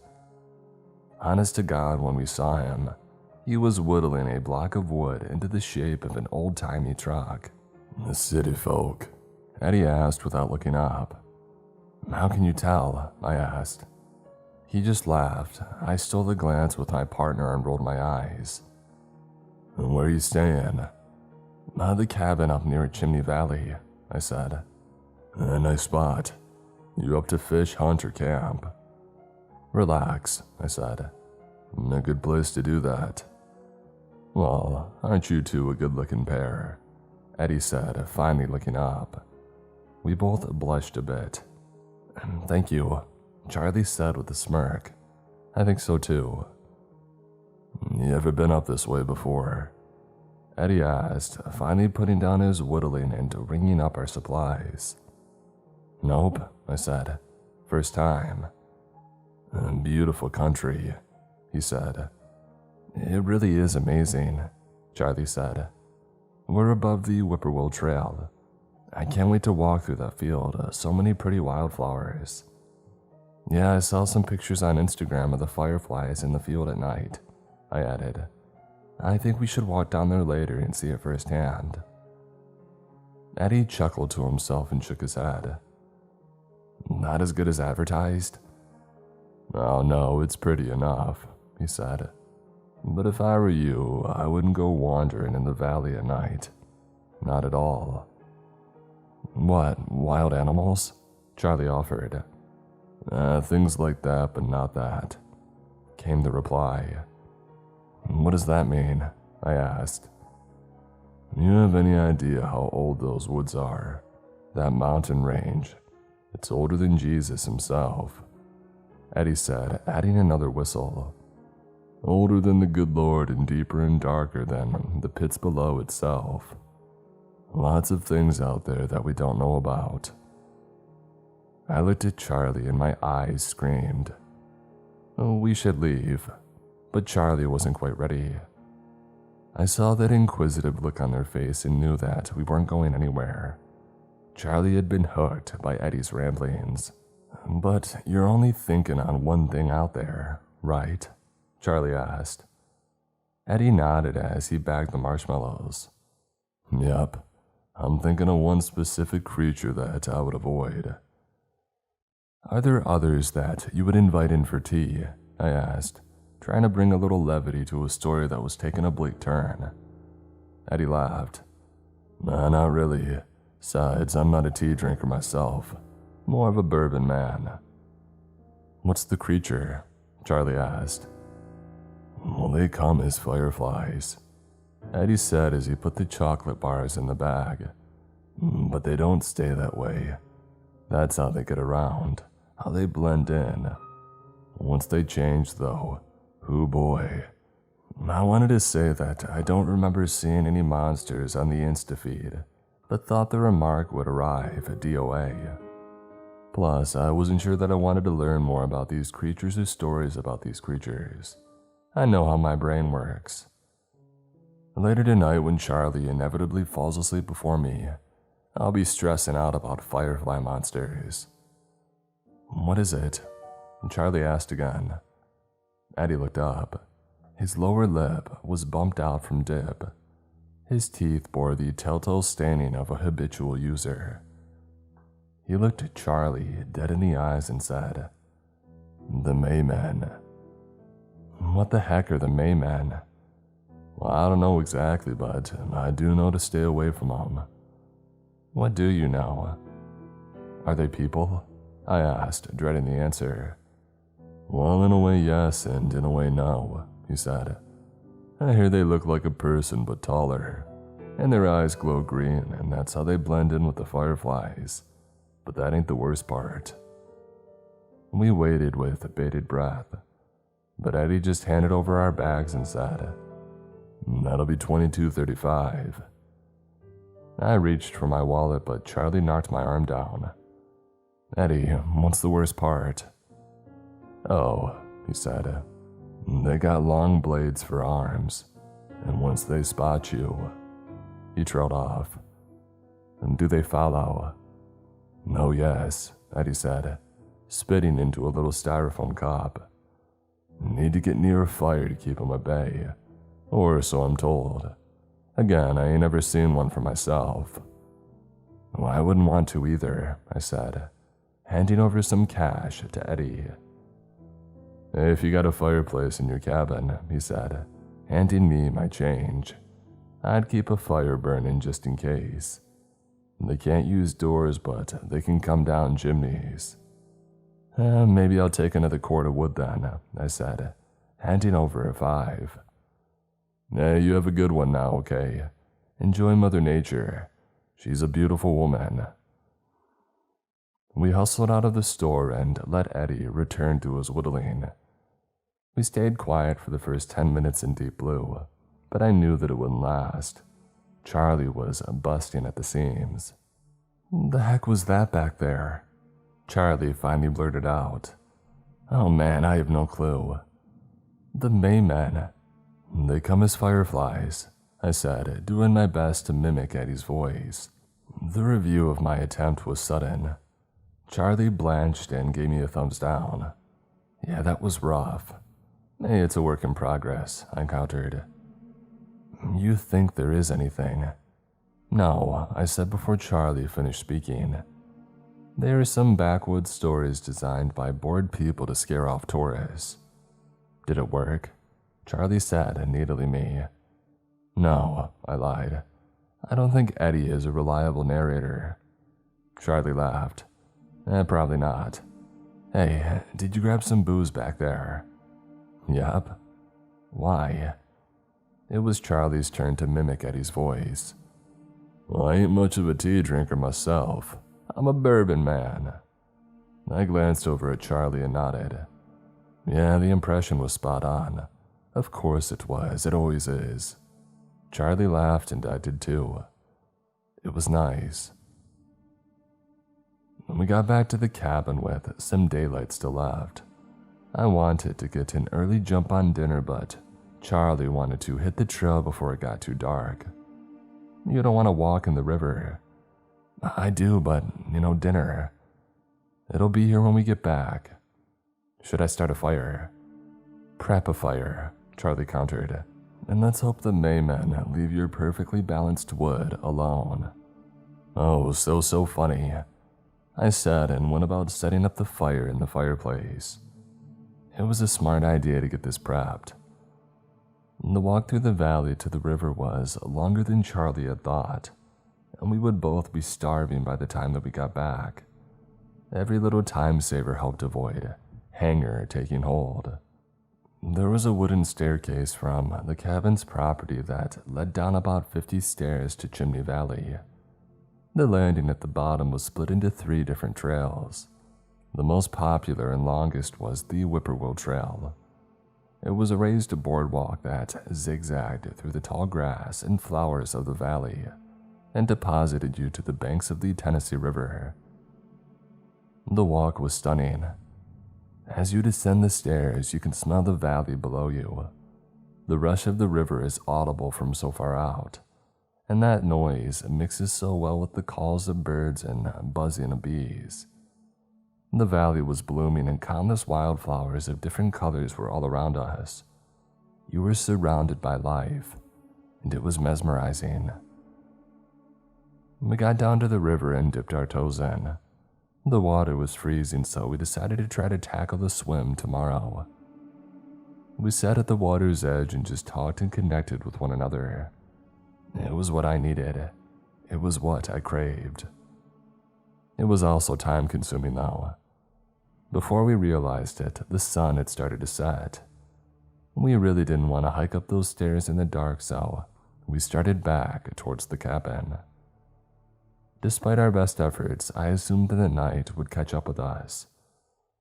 When the sun sets behind the woods, it gets dark almost instantly. I couldn't help but think of Eddie telling us that these woods were deeper and darker than the pits below itself. By the time that we were halfway home, it was clear we would be doing most of this hike in the dark. It was okay though, because the valley was just as beautiful in the evening. A wind picked up and the tall grass around us rolled like ocean waves in the breeze. There were more stars overhead than I had ever seen before. You could still hear the rush of the river, constant and calming. Charlie and I held hands and slowly walked along the boardwalk. "This feels like a dream," Charlie said. "I can't tell you how much I needed this." "We needed this," Charlie corrected. "Yeah, we needed this," I echoed. We slowed our pace and just enjoyed being with each other. Charlie rested his head on my shoulder and we strolled along the boardwalk. I couldn't see the stairs, but I knew that we were getting close. The thought of climbing old, rickety wooden stairs in the pitch black was not appealing. "Look," Charlie yelled, pointing out into the grass. "My God, there are so many of them." I turned and saw the glowing lights of fireflies all around us. Green and yellow lights winked in the darkness. There had to have been thousands. It instantly transported me to my childhood. I spent summers on my grandparents' farm out in the country, and at night, I would stare out at the pastures as the fireflies arrived. I put my arm around Charlie and I gave a squeeze. "This is incredible," I said softly. "I'm so glad that we came down here tonight." "Yeah, me too." "I gotta get a picture," Charlie said, pulling out a phone. "Get close and I'll get a selfie with the fireflies in the background." "Oh, for the gram," I said sarcastically. Charlie ignored me and held up the phone and snapped a photo. Unfortunately, the auto flash was on, and the burst of light nearly blinded us. "Ah," I said, rubbing my eyes. "Hey, my bad," Charlie said, trying to sound sincere but also laughing. "That was dumb of me." "Yeah, auto flash off," I said. "Sorry," Charlie said, switching it off. "I'll put it on night mode so it'll get everything, but you have to stand still for a few." "I'll manage." We tried again, and this time we weren't blinded by the light. Charlie pulled up the photo and gave a little squeal of approval. "Look at how many fireflies there are." I took the phone and I looked at the photo.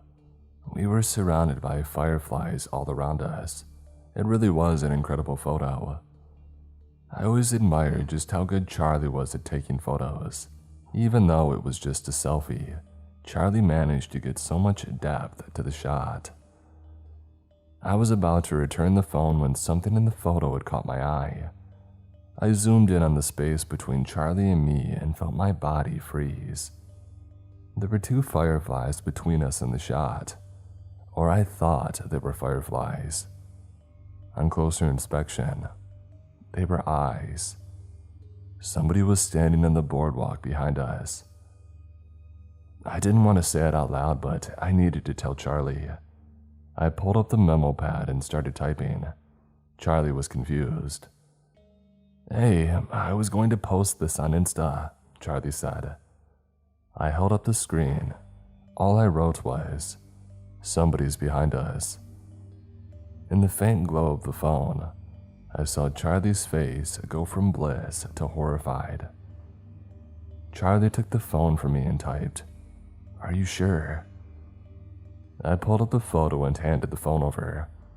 Charlie looked at the photo and his jaw dropped. The phone started shaking. I grabbed Charlie's hands and held them. I tried my best to calm us both down.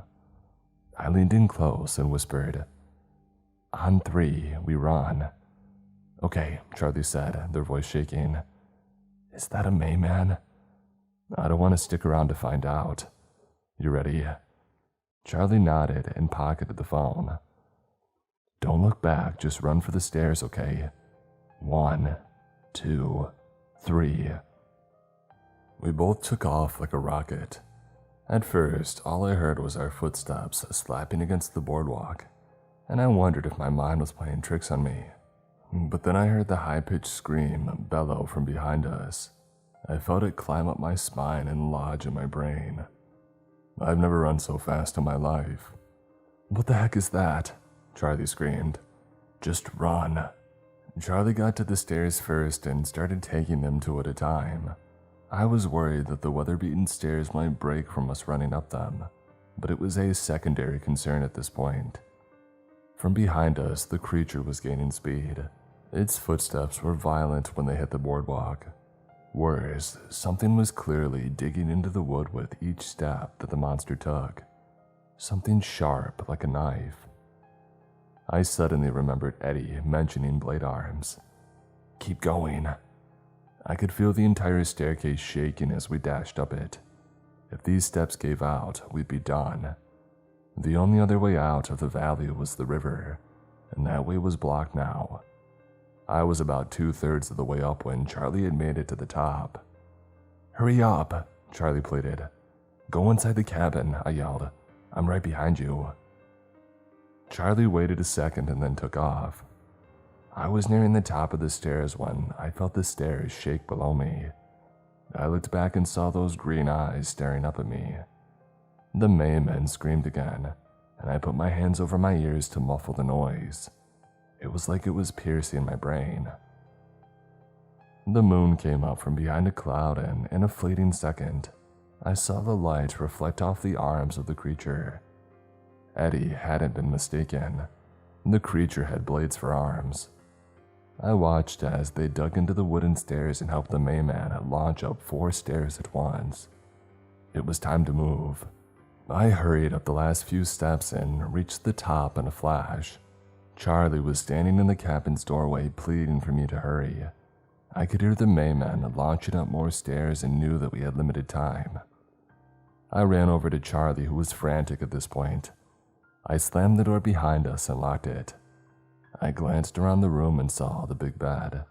That would block anyone from opening the door. The bed, I said, and Charlie knew exactly what I had planned. We dragged the big thing in front of the door and pressed against it. We were bracing for the Maymen to crash into the cabin. What the heck is happening? Charlie asked. I don't know, but we're safe inside. Are we? I have to believe that, I admitted. When the Maymen reached the top of the stairs, it bellowed again. We both covered our ears. The scream echoed across the valley. I had a hard time believing that everyone in Trail End didn't hear it. We waited for the creature to start battering the door, but nothing happened. I glanced up from behind the bed and looked through the windows to see if I could spot the creature, but I didn't see anything. I knew that it was out there, but where was it? Suddenly I heard something, a thump on the roof. It had launched itself up there, but why? Why not take the... And then I remembered what Eddie had said about chimneys. It's going to come down the chimney, I said out loud to myself. Fire, Charlie said. I need a lighter, give me a lighter. Charlie fished his pockets for a few seconds and pulled out an old Zippo. I snagged it and made my way to the fireplace.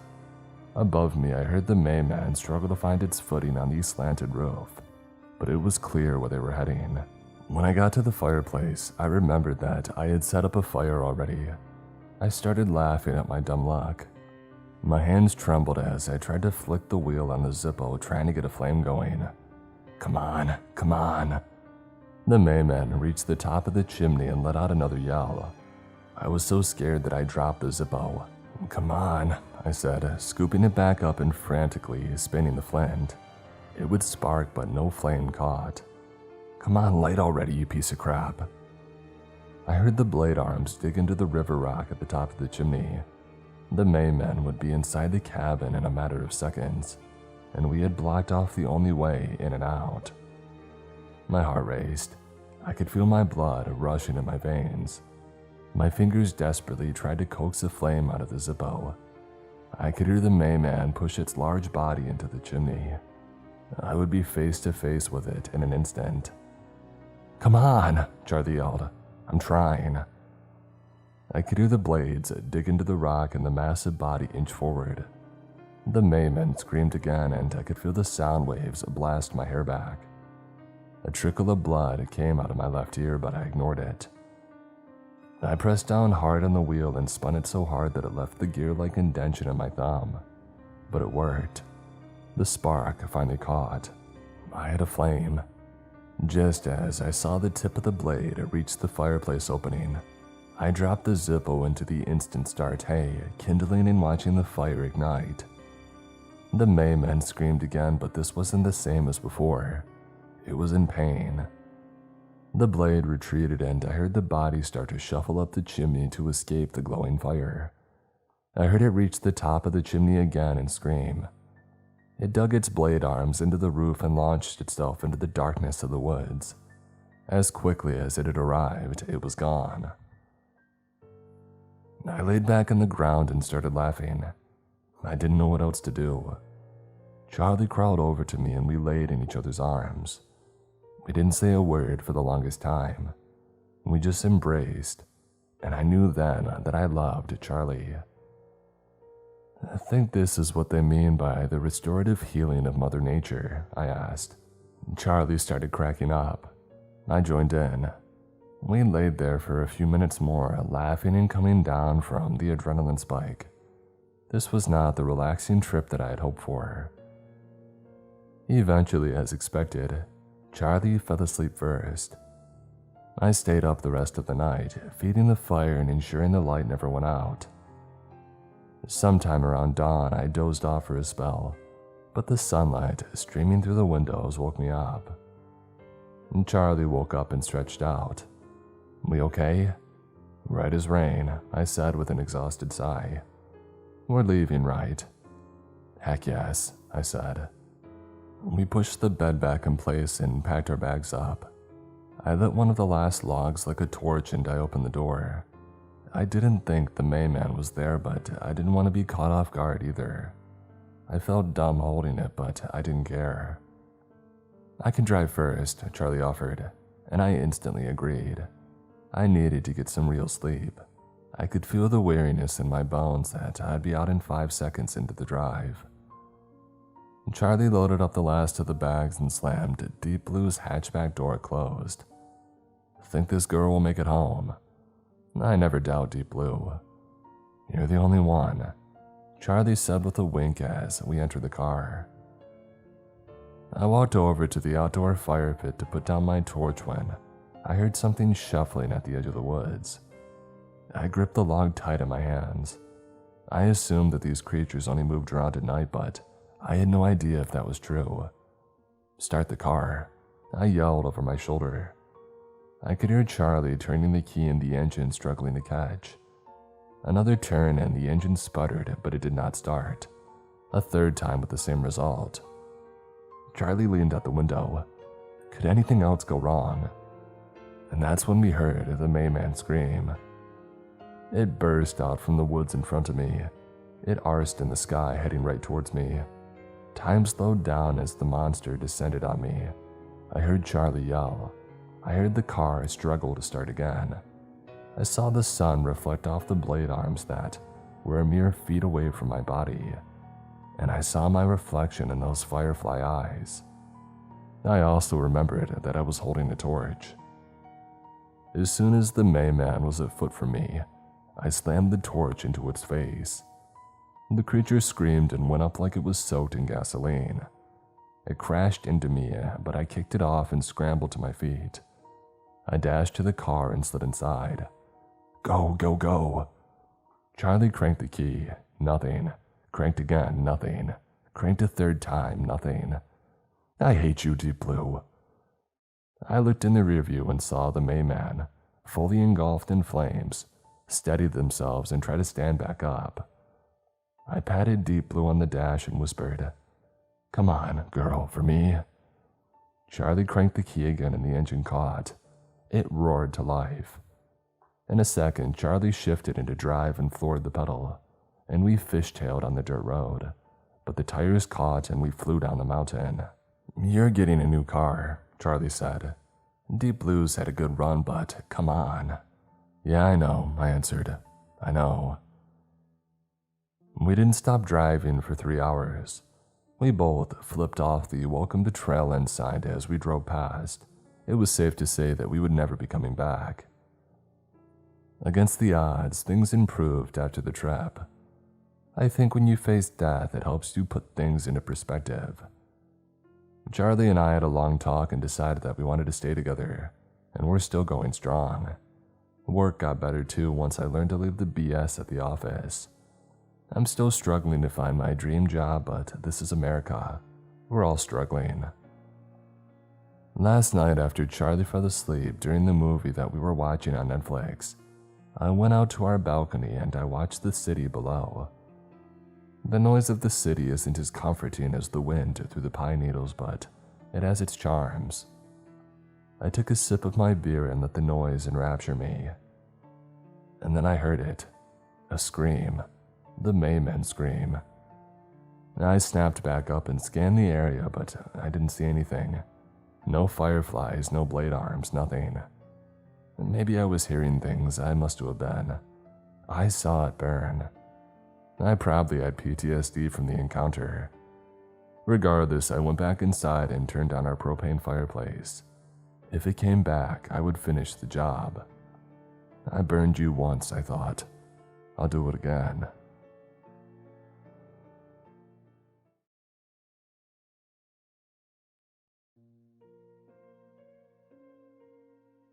Last Saturday, my daughter and I took one of our trips to the flea market, a little ways outside of our home in Asheville. She's 15, so she ran off to the card and gaming shop at one end, leaving me to take my time browsing the stalls. I ended up taking home a box of restaurant-grade cooking stuff for a good price, and those stainless steel heavy whisks can't be beat. When we got home, I took everything out to clean it and found a little spiral notebook at the bottom of the box. I've written down what I read in there for y'all to hear. I woke up for work about an hour before my shift at dusk. I made my way around my part of the duplex as I dressed myself in my crappy work clothes.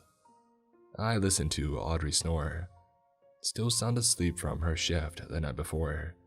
It felt like it had been weeks since I had actually seen Audrey. She was always snoring by the time that I got home and always gone by the time that I woke up. I didn't pass her on my way to or from the restaurant anymore either. I left as sunset faded into dusk, another part of the ritual that I participate in every other day. I haven't ever had a specific starting time for my shifts. I've always arrived at dusk and left at dawn, and it's always worked. The evenings in the mountains get cold quickly even during late spring. It's a different climate from the rest of the South. So I was still wearing a hoodie on most of my walks to work. I must have left a little later than that night, for the sky was already stained purple in the direction of the sinking sun, and a smattering of stars were visible behind me. The wooden steps of the duplex were dark and slick with rainwater, so I descended them carefully on my way down to the clearing. The two-story cabin-style duplex that I share with my coworkers sits on the edge of the tree line with its back to untamed wilderness and its front to a meadow that is currently washed with ankle-high yellow flowers the size of my thumbnail. It's beautiful, but I've noticed that walking through the flowers tires me out and it makes it hard to breathe. I've stopped smoking on the way to work and it's helped out a little. I left too late that night, and I think that was the first rule, although unwritten, that I broke. The flowers weren't bothering me much, but the fog that had settled after the day's rain was. It was making it hard for me to see, and if the restaurant wasn't a straight shot from our quarters, I may have been in trouble. I blamed the feelings of unease that started as soon as my feet left the bottom step on the fog, and I made my way to work. I knew that it wasn't the fog that had me feeling watched. This had happened to me a few times before, but only when I had first started, and it was trying to scare me. Don't turn around, no matter what. I had been advised. The feeling of multiple sets of eyes boring into my back of my head put my hair on end, but it wasn't something that I was unused to. It was a rule that the little two-part door that separated my kitchen from the front of house had to remain open. So I was more than accustomed to having the back of my head watched as I went about preparing orders. If our customers weren't talking to the other staff member or one another, they were watching me. It was the smell that put the pep in my step. If you've ever put your face in a box of old portobello mushrooms, then you won't have trouble imagining the scent that suddenly overpowered the stuffy, wet smell of fog. But the earthy smell was soured by the sharp, body fungus odor that accompanied it. The scent of athlete's foot came in waves that corresponded with the sound of a dragging pair of feet. I had felt it watching. I had even smelled it. But never before had I heard its unique, lopsided gait. It sounded like it walked with an injury, and its steps echoed as though placed on a wooden deck instead of a solid, grassy ground. Just as with the smell, the sound appeared without any build-up or steady approach. It was simply absent one moment, and unignorable the next. Though I picked up my pace, I didn't run. I knew that if I acknowledged it, it won. It wasn't my job to acknowledge it or anything else anyway. I just make the food. It continued to thump and drag along behind me, and I started whistling a tuneless song to show that I wasn't bothered as I speed walked up the hill. The flowers were making it hard to catch my breath and to keep whistling, but I persisted. I could see the warm orange glow of the street lamp in the parking lot at the top of the hill, and I relaxed a little, but I didn't dare slow down. Behind me, an unwanted accompaniment joined my whistling. The sound grew in pitch and reminded me of when my college friend would test her homemade oboe reeds. I jogged the rest of the way. The musk dissipated when I hopped up the step on the back deck to safety, and the fog cleared without warning as well. I slipped through the back door and I shut it tight. I leaned against the door and I breathed in deep, trying to slow my pounding heart and return to normal. "You okay, little one?" I was relieved that Adrian had, for once, arrived before me. He was seated at the bar, counting out his drawer, as I tried to smile and offer reassurance that I was indeed okay. Since he had been there longer than any of us, Adrian probably had a good idea of what happened and didn't question me, instead returning to his count as I straightened up and headed into the kitchen to start my night. Because Adrian and I had the same name, Adrian and Adrienne, he had taken to calling me a low one, which Audrey had adopted as well when I would still see her. She and Adrian were good friends, but now neither of us see her much. She works exclusively with the other cook, Avery, who lives on the ground level of the duplex with Adrian. Now, I've never met Avery, but he does a good job closing up. Working for this little roadside restaurant and bar comes with more oddities outside of scheduling. We never get shipments or trucks. The food is always stocked, and I only have to do a little prep on my nights. The beer and liquor are always full and ready as well. Even on our busy nights, I've never seen Adrian blow a keg, and I've never had him to tell me to 86 a menu item. In that regard, it's a very easy job.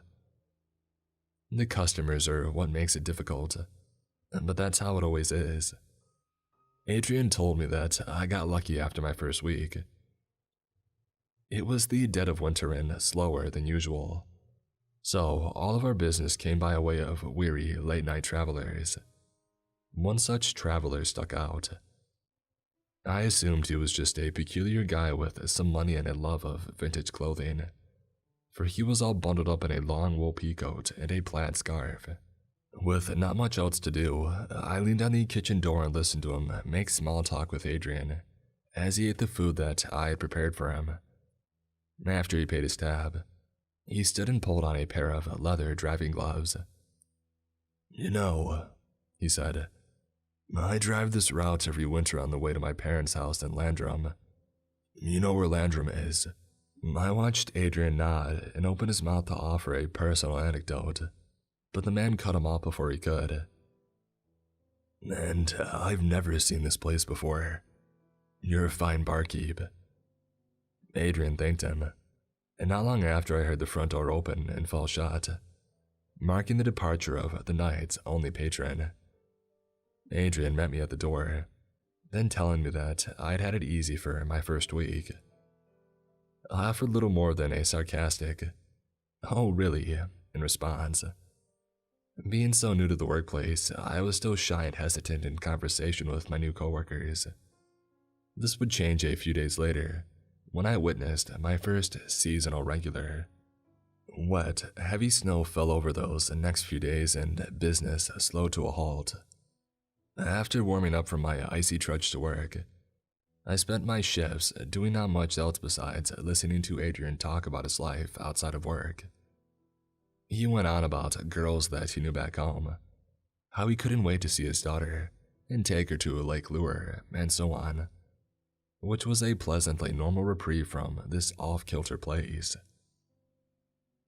It was an unusually hostile night, where the snow fell hard and fast and the wind's mournful song was almost louder than the speaker in the kitchen, when the unexpected sound of the front door took Adrian's attention from whatever story he had been telling me.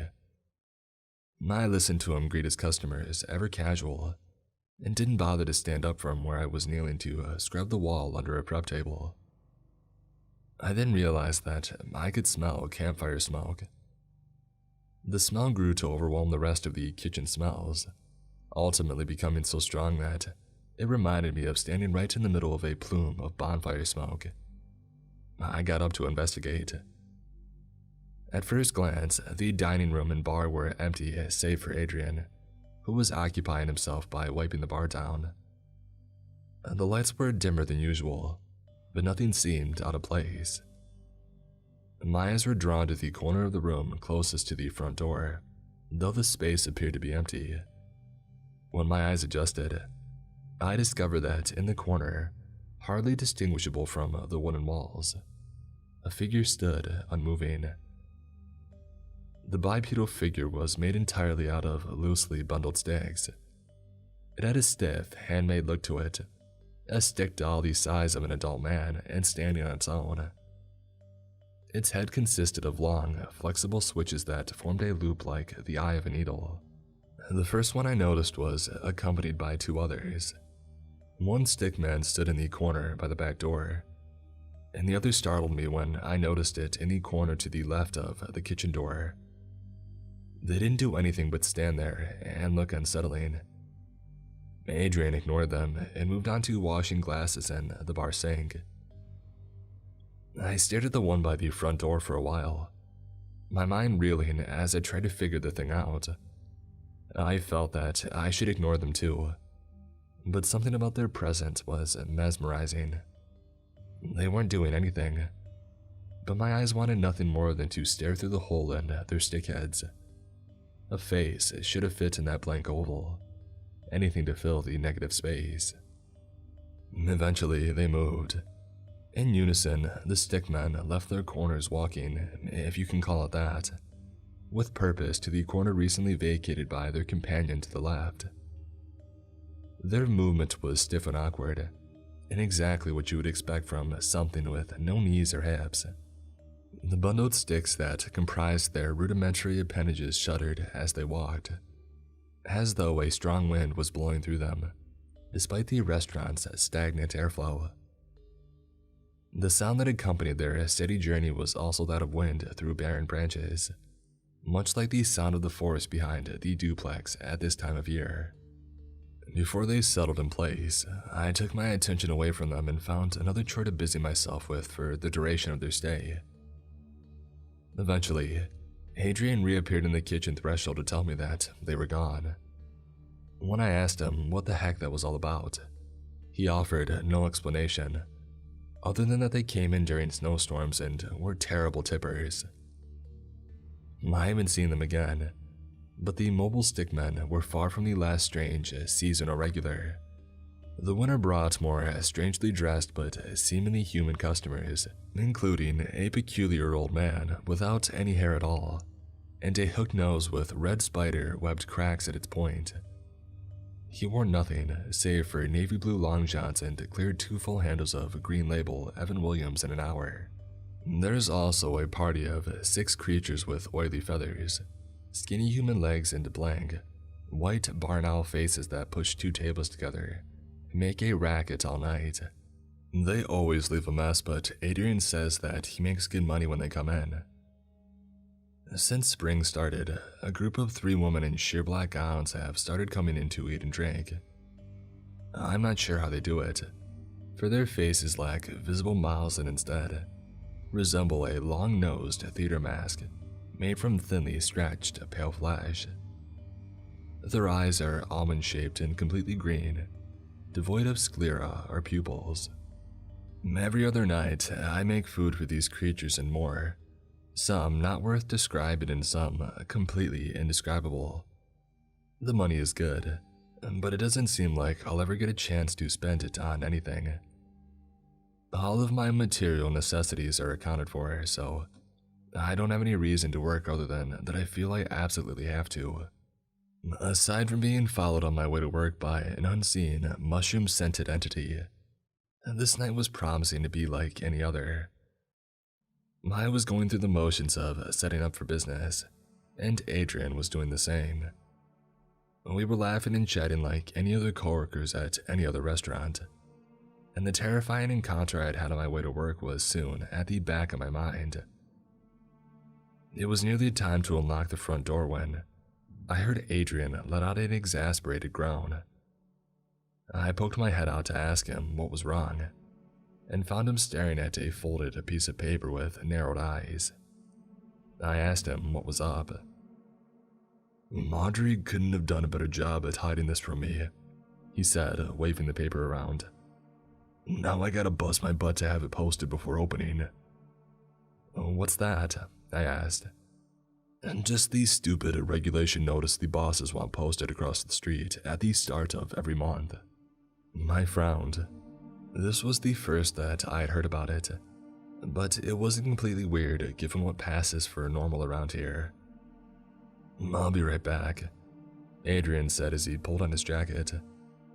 A bolt of nervous lightning struck me when I realized that Adrian was about to leave me alone in here. I had been alone at the restaurant before, but never for long, never after being antagonized like I had been that evening. I felt like a wimp when I sheepishly asked if I could come with him across the street. My unease must have been written on my face, for he agreed without hesitation. I grabbed my hoodie from the back and I pulled it over my head as I followed him out.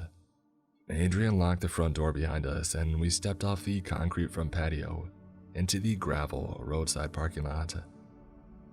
The clouds that had dominated the day had returned, and were now casting downy shadows over the moon as they moved across the sky.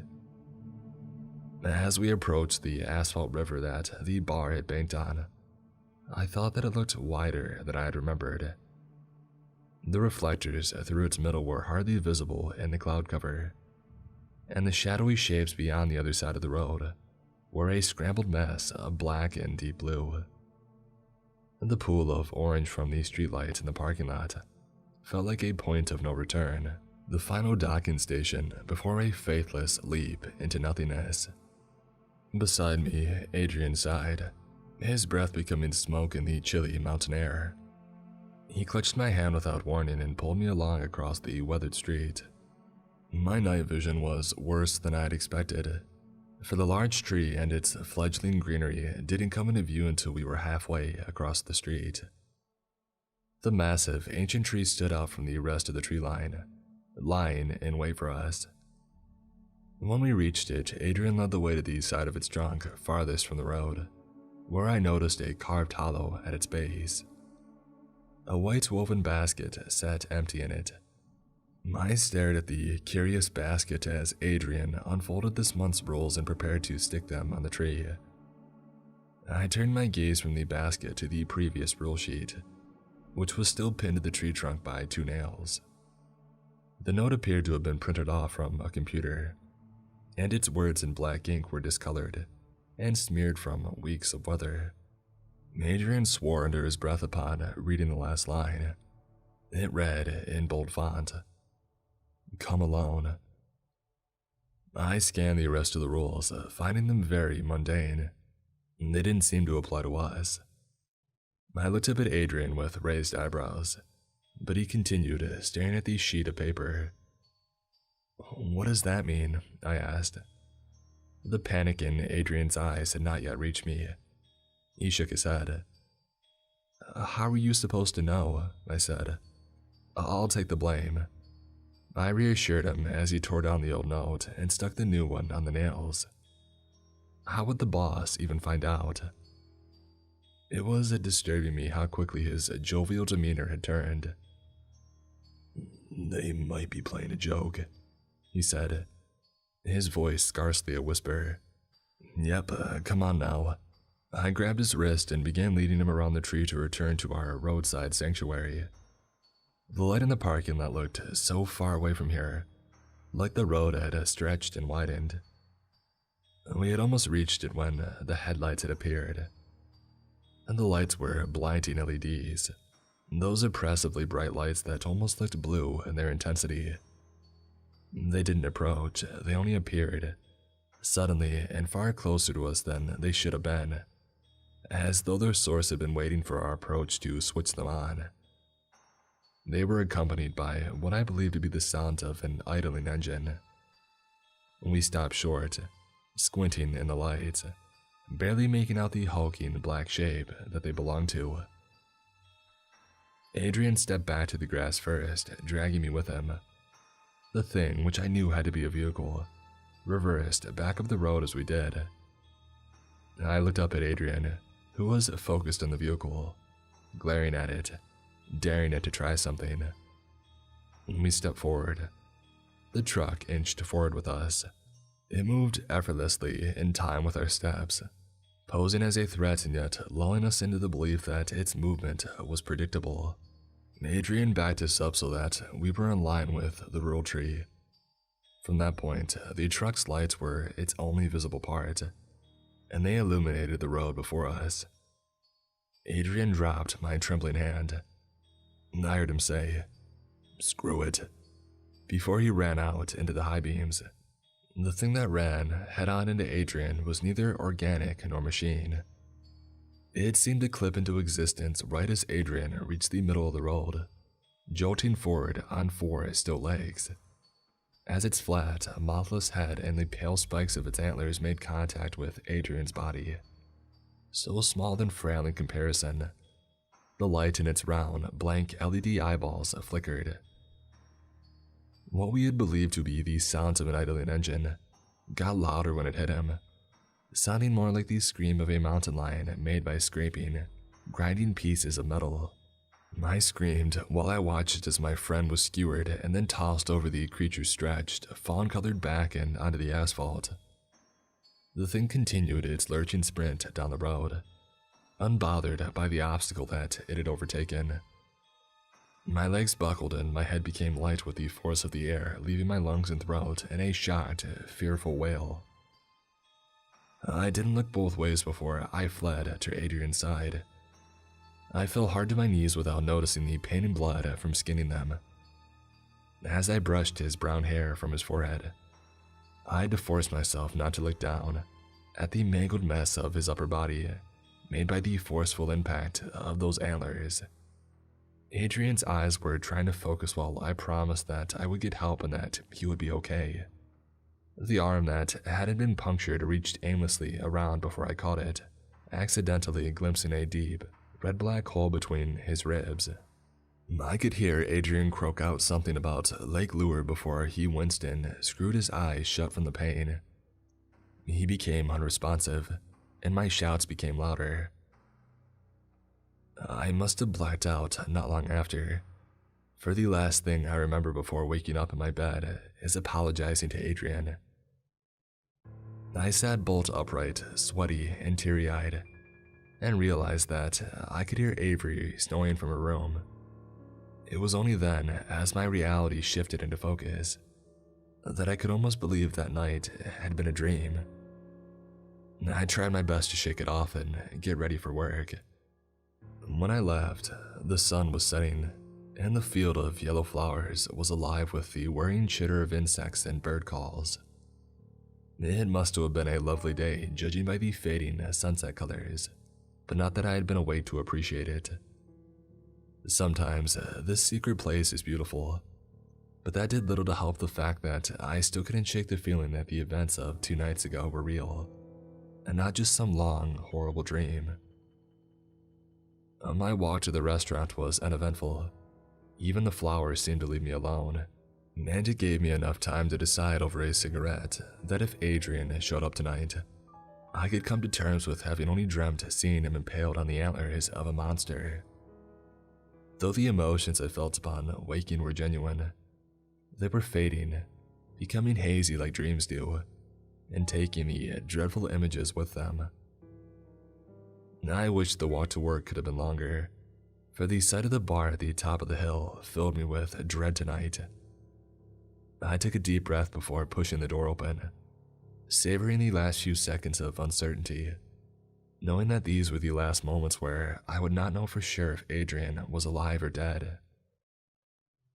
Immediate nausea struck me when I found the restaurant empty. I called out for Adrian and I checked the bathrooms and kitchen before sinking down on the floor, miserably accepting that he was gone and that I had had a selfish hand in it. After trying to cry and wondering in frustration why my body wouldn't let me, it occurred to me that I could have checked for these scrapes on my knees as proof. Unsure as to why I hadn't remembered that sooner, I yanked my jeans up over my calves and struggled when I got the bunched fabric up to my knees. As soon as the bottom of a fresh scab became visible, I heard the back door close. I startled and looked up at Adrian standing in front of me, completely uninjured, carrying a sweatshirt in the arm that I knew I had seen bloody and broken. "What you doing down there, little one?" he asked, apparently finding it amusing that I was looking frightened on the floor, with my jeans bunched up to my knees. "Adrian!" Relief flooded through me as I pulled myself up from the floor beside the bar. I don't remember all that I said when I started in on him, but it must have included many expletives, questions, and an incoherent recount of what had happened, for he was clearly nonplussed by the time that I contained myself. The response Adrian offered was the last that I had expected. He said, "That's terrifying, but you know my name's not Adrian." "What?" "Yeah, it's Benny. Stop messing with me, girl, you know my name. We've worked together for months." He started going about his routine for setting up, looking around behind the bar and informing me that Audrey hadn't left any hidden notes for him tonight. I stood there and stared at him, dumbfounded. He headed back into the kitchen to pull the drawer from the safe. When he returned and saw me still standing there, grappling with my own experiences, he asked me if everything was okay. I was lost for words. "If you're feeling sick and need tonight off, that's no problem," he said, trying his best to help. I shook my head and I waved him off. I couldn't deny that. For all I knew about him, he was acting exactly as he would in this situation. His mannerisms, voice, and appearance were the same, as they had been before I had gotten him killed. He even seemed to remember the folded-up rule sheet behind the bar and the nickname that he had given me. If I could only accept his insistence on his name having been Benny all this time, I could continue on with my life. So I assured him that I would be fine, and I went on to start my work night. I was in deep thought, searching for an explanation or some way to rationalize this turn of events, when Adrian, or Benny, or whoever the heck he is, entered the kitchen. He looked over the shelf above the compartmentalized kitchen sink, searching for something along the cardboard boxes. "You can't let this place get to you too much, you know. I used to have vivid dreams that I swore were real too, but I don't dream anymore." He pulled the stepladder out from beside the standing freezer and climbed up to reach a box of black plastic forks stored on the shelf. I conceded that he was right, therefore admitting that I had surely only been dreaming. Sure, I had only dreamt up these scabs on my knees from falling on the street beside his punctured, bloody body. I had dreamt that antlered, mechanical animal that had hit and killed him. I had dreamt the last several months where he had been named Adrian. I dreamt the night we met and laughed when we found out that we had the same name. I had been forced to accept everything else about this place that was horrifying and wrong, so I could accept that I was wrong as well. Right. And that's why I've written all this down. I need a concrete record that I can return to, because I know what I saw, and I am sure of my experiences. But it is clear to me that the entities controlling this place are capable of returning their servants, their employees from death, and rewriting our memories. It's all that I can do. I know that I cannot escape and will continue working, even beyond death. But they would have you believe that what we're meant to do, it's the same for everyone else. So why am I so afraid? That's everything written in there. The rest of the pages are blank. The sensible part of me thinks it's just someone's pet project or something. But there's a reason that I posted it here anyway and haven't shown my daughter. Her dad, my ex-husband, disappeared somewhere on the mountain roads when he was coming to pick her up for summer vacation 8 years ago. He was planning to take her to Lake Lure.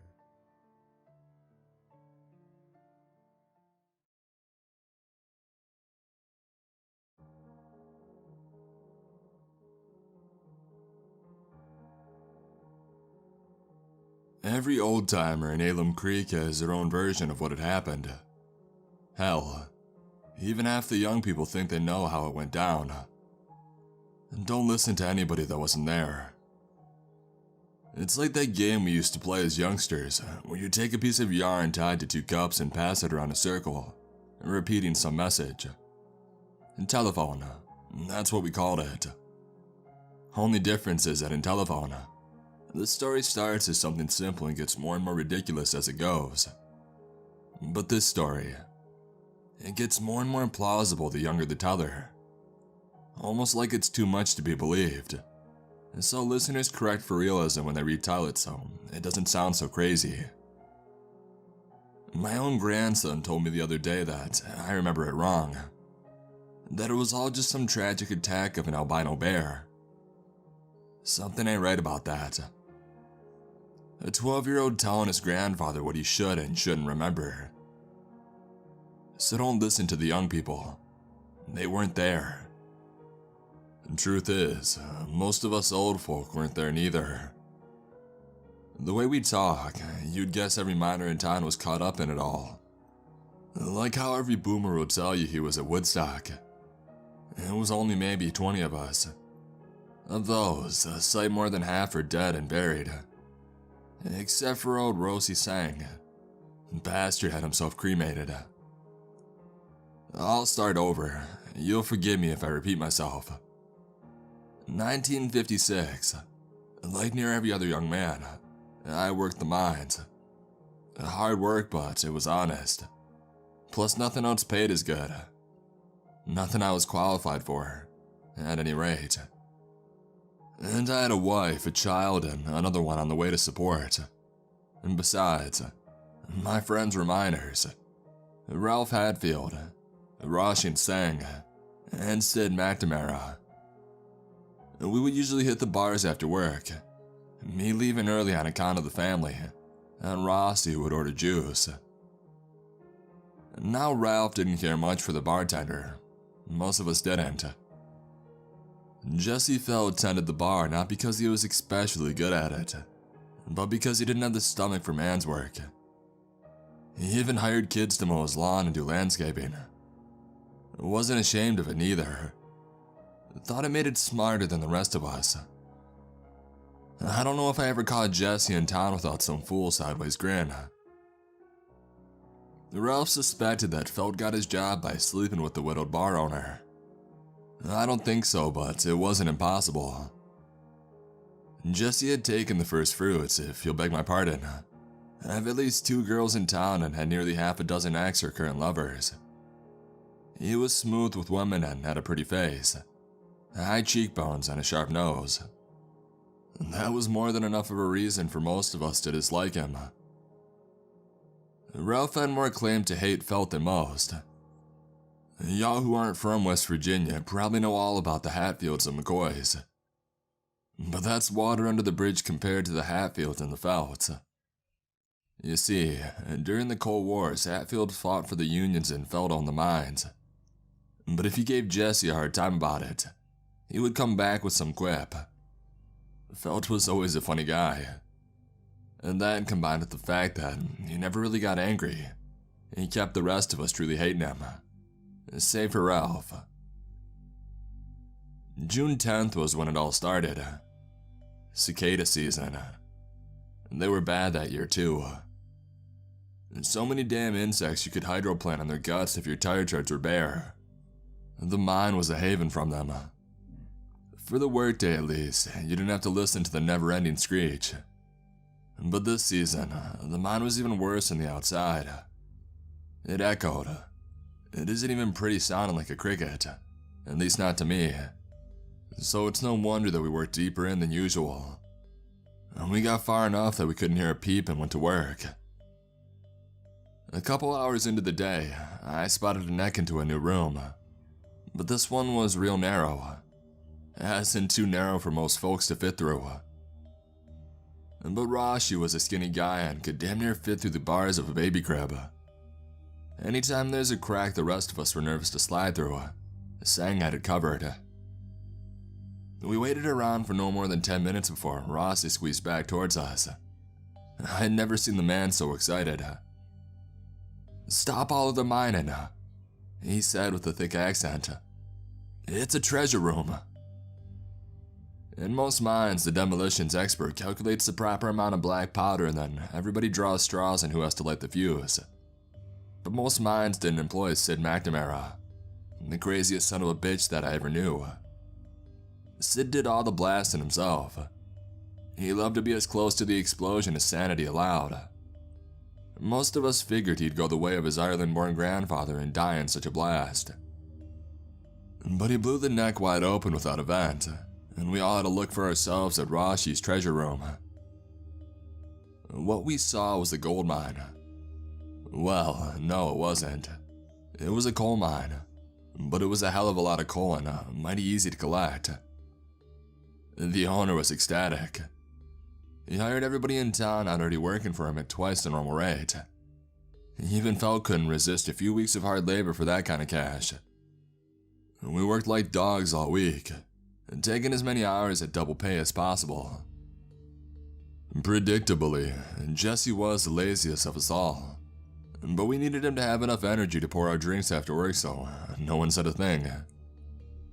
Now, I'm not sure who saw it. I want to say it was Felt who came strutting back with a proud smile to tell us all of his find. If my memory serves, and it was Felt, that's what they call cruel irony. Anyway, Felt whoever had found yet another neck, one wide enough that anybody could walk through. The new room was small, but filled with coal. Loose coal too. That should have made us wary. Coal just doesn't sit up on the surface, stacked knee deep, ready to be scooped into bags. But we were greedy and now we have 2 rooms to work. A handful of guys I barely knew worked the smaller room. We called it the pirate's chest. I'll admit that we were greedy. We robbed pillars and were too aggressive with the cutting machine, but that room should have not collapsed. I'd been in natural collapses before, and this was not one of them. Some of the miners would tell you that everything was quiet and normal like right up until the cave-in. But no, there was one sound. That sound haunts me even still. Most rational explanation is the men in the pirate's chest shouted before the rocks gave way. But I know what I heard. It was a scream alright, but not a human one. It wasn't a shout of anger or fear. If you ask me how I figure a demon might yawn, I'd tell you that I don't have to guess. I know. That sound. That was us waking something up. Something buried underneath all of that coal. The 3 or so men working the treasure room got sucked into that big pile of black like there was some giant hoover underneath. And then the collapse started. It was the big chamber that went first. The one me and my buddies were working. That hallway Sid had blasted out, filling on itself without so much as a groan to warn us. Most were able to run through the corridor in time and make it out. A couple were buried in the rubble, crushed flat like pancakes. Hooper Collins had his leg pinned under a boulder, which would be the death of him. 19 or 20, I think. The guy had a pretty wife and had no kids by her yet. Death sure knows how to pick them. Anyway, when the dust had cleared and I was through coughing, I noticed poor Hooper hollering and screaming. I did my damnedest to pull the rock off his femur. I hadn't finished before Ralph screamed and pointed. A couple of the new recruits had rushed into that small room to avoid the boulders. Stupid bastards. Now the screams that I heard next were definitely human. I didn't watch, but you can't mistake the sound of flesh being yanked apart. So I gave up on Collins and I ran for the rest of the survivors. I tried to forget how he begged me not to run, the words that he used. I failed at that. I ran. Not far, just around the corner. And soon every healthy body was huddled around in the cave-in, desperately trying to dig out. It was futile, but I jumped in anyway. What else could I do? When the screams stopped, the eating began. It must have gone on for half an hour. Tearing, crackling, suckling. We all knew what the entree was, and each of us dug all the faster. Eventually, of course, the panic wore off and we had time to think. What was back there? And more importantly, what would it do when it finished its meal? And we all knew that we hadn't made any progress escaping. West Virginians are just stubborn, I guess. As horrifying as the rending sounds were, the silence was far worse. The dinner was done. Hopefully it was filling. Damn it, everybody stop. We need to figure this out, screamed Sid McNamara. The Irishman held up his lantern and we all faced the light. Over a dozen of us were huddled, some crying and others had shat themselves, but all of us were shaking as if naked in a blizzard. We took a break from the frantic digging and we shut up for a moment. All but Rodney, the preacher's son, who fell to his knees and wouldn't stop praying no matter what the rest of us did. Rodney wasn't half as holy as his father, but at least one of us asking heaven for help couldn't have hurt. Finally, someone spoke. Ralph Hatfield. He always had a clear head, even did a couple years of college. He kept his voice lower than Sid had, what with the creature right around the corner, and so we leaned in. It'll take days to dig ourselves out. That thing will get us if the dehydration doesn't, and it's guarding the TNT, if that becomes our only option. We can't post a watch, guards to make sure that it doesn't come in here. It was Jess who had said it, trying poorly to maintain his composure. Are you volunteering? You'd rather stand around than dig like the rest of us, said Ralph. No, most of the water and lights are in the room with it, said Sid. We've got it outnumbered. Can it die? Of course, said Ralph. I've read a whole issue on undiscovered species in the National Geographic. Most life in the ocean is unknown, and there's all sorts of cave creatures that we never knew about. The thing is an animal, and animals can die. What's it eat then? I asked. No one responded for a minute, and then Ralph nodded. The coal. Coal's energy too. made out of carbon just like living things. There are beasts out there that digest minerals. They call them lithophiles. Now, I can't speak to the accuracy of Ralph's claims or even the exactness of my memory, but I would like to think that Ralph was right. It was an animal. Don't know that I believe it though. Around that time, Rodney stopped muttering and shouted at us. "It's no animal. It's no natural thing at all." "Shut up, man." It slid through his teeth. "It's a demon, drawn to our greed and wickedness." "Rod, please," said Jesse Felt in a whisper. "We need to repent.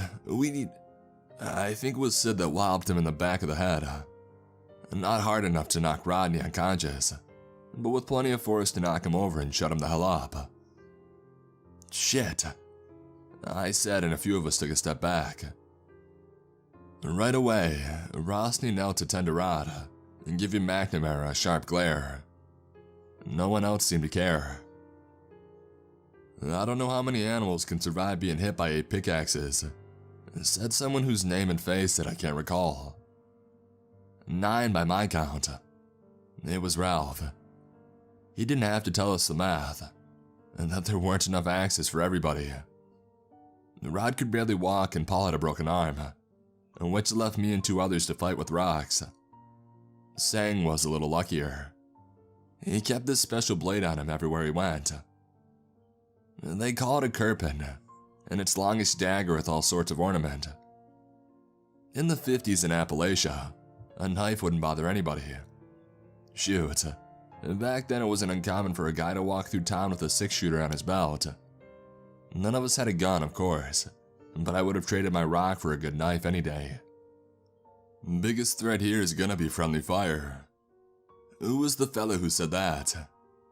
I can't get his name. I remember his stories and that he's been a sergeant in Korea. Damn, he just one hell of a thing. Anyway, the vet advised us a bit. Watch where you swing, but don't stop hitting it until it stops moving. We quickly drew up a battle plan with Sarge's help. Who'd approach from what angle, and pairing up with battle partners. The longer we waited, the more we feared that we'd lose our nerve. That the creature hadn't made a sound in so long only added to our worries. Was it planning something? Was it even smart enough for plans? And as a unit, we rounded the bend and shined our lanterns the best we could. Half the standing lights were out, and of the remainder, most were knocked over. Little strips of white shined in random directions like some sort of plaid pattern, but unless it was hiding in the shadows, there was no creature. Blood and gut trails told a different story.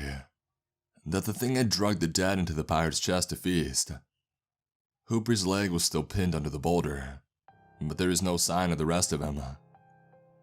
No one was eager to be first in line, so we crept towards what had to be the monster's lair real slow. Weapons raised. About halfway there, something dropped onto us. Or rather onto Sarge. We hadn't figured an attack from above, so the whole plan was shot. Half of us ran, half attacked. I did a little bit of both.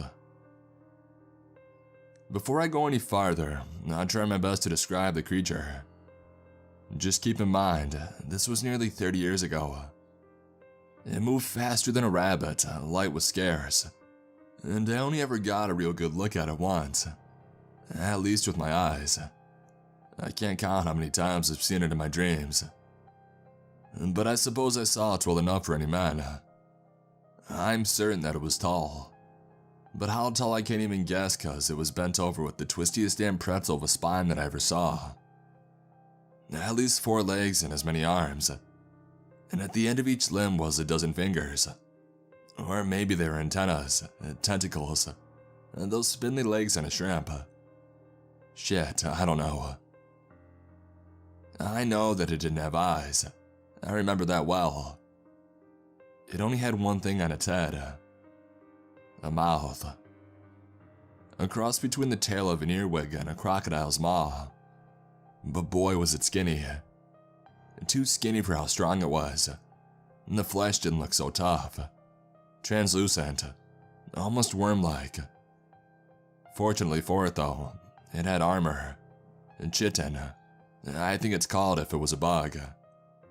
But the plates intersected more like the shell of a crawfish. Any more description would be stretching the truth on my part. Whatever it was, insect or crustacean or demon, it tore the sergeant apart in seconds. I couldn't bring myself to charge in close, so I threw my rock at its head. I may as well have thrown a beach ball. Even the axe wings of hardened men were making cracks in the carapace. I grabbed the pick that Sergeant dropped or had his hand been lopped off. Either way, I stepped in when the thing grabbed Ralph. I would like to think that I would have helped if Rossi hadn't acted first. Sang stuck that holy dagger of his into the monster easy as cutting cake. Your guess is as good as mine as why it worked. Maybe the dagger was better quality iron than the picks. Maybe something else. But the thing recoiled without making a sound and Ralph was free. Lucky stab or not, 2 more bodies lay at the thing's feet, and there was nothing to do but run again. At least that's what everybody thought who wasn't Sid McNamara. In the ruckus, he managed to find and light a stick of dynamite. "Keep your distance, boys," he shouted, running back into the fight. Don't get any romantic notion that Sid was a martyr. The man knew as well as anybody that he had no intention of dying. Just like he had no plan to slip on a pile of guts, twist his ankle too bad to stand and lose his grip on the explosive, and fail to catch the monster in the blast. All but 1 or 2 of us cleared the explosion, and not counting Sid, who went out like everybody else had guessed but in circumstances an oracle couldn't have predicted. At least we were alive. Our eyes and ears were none too happy, but the monster seemed worse off, skittering about in random directions, tripping over itself.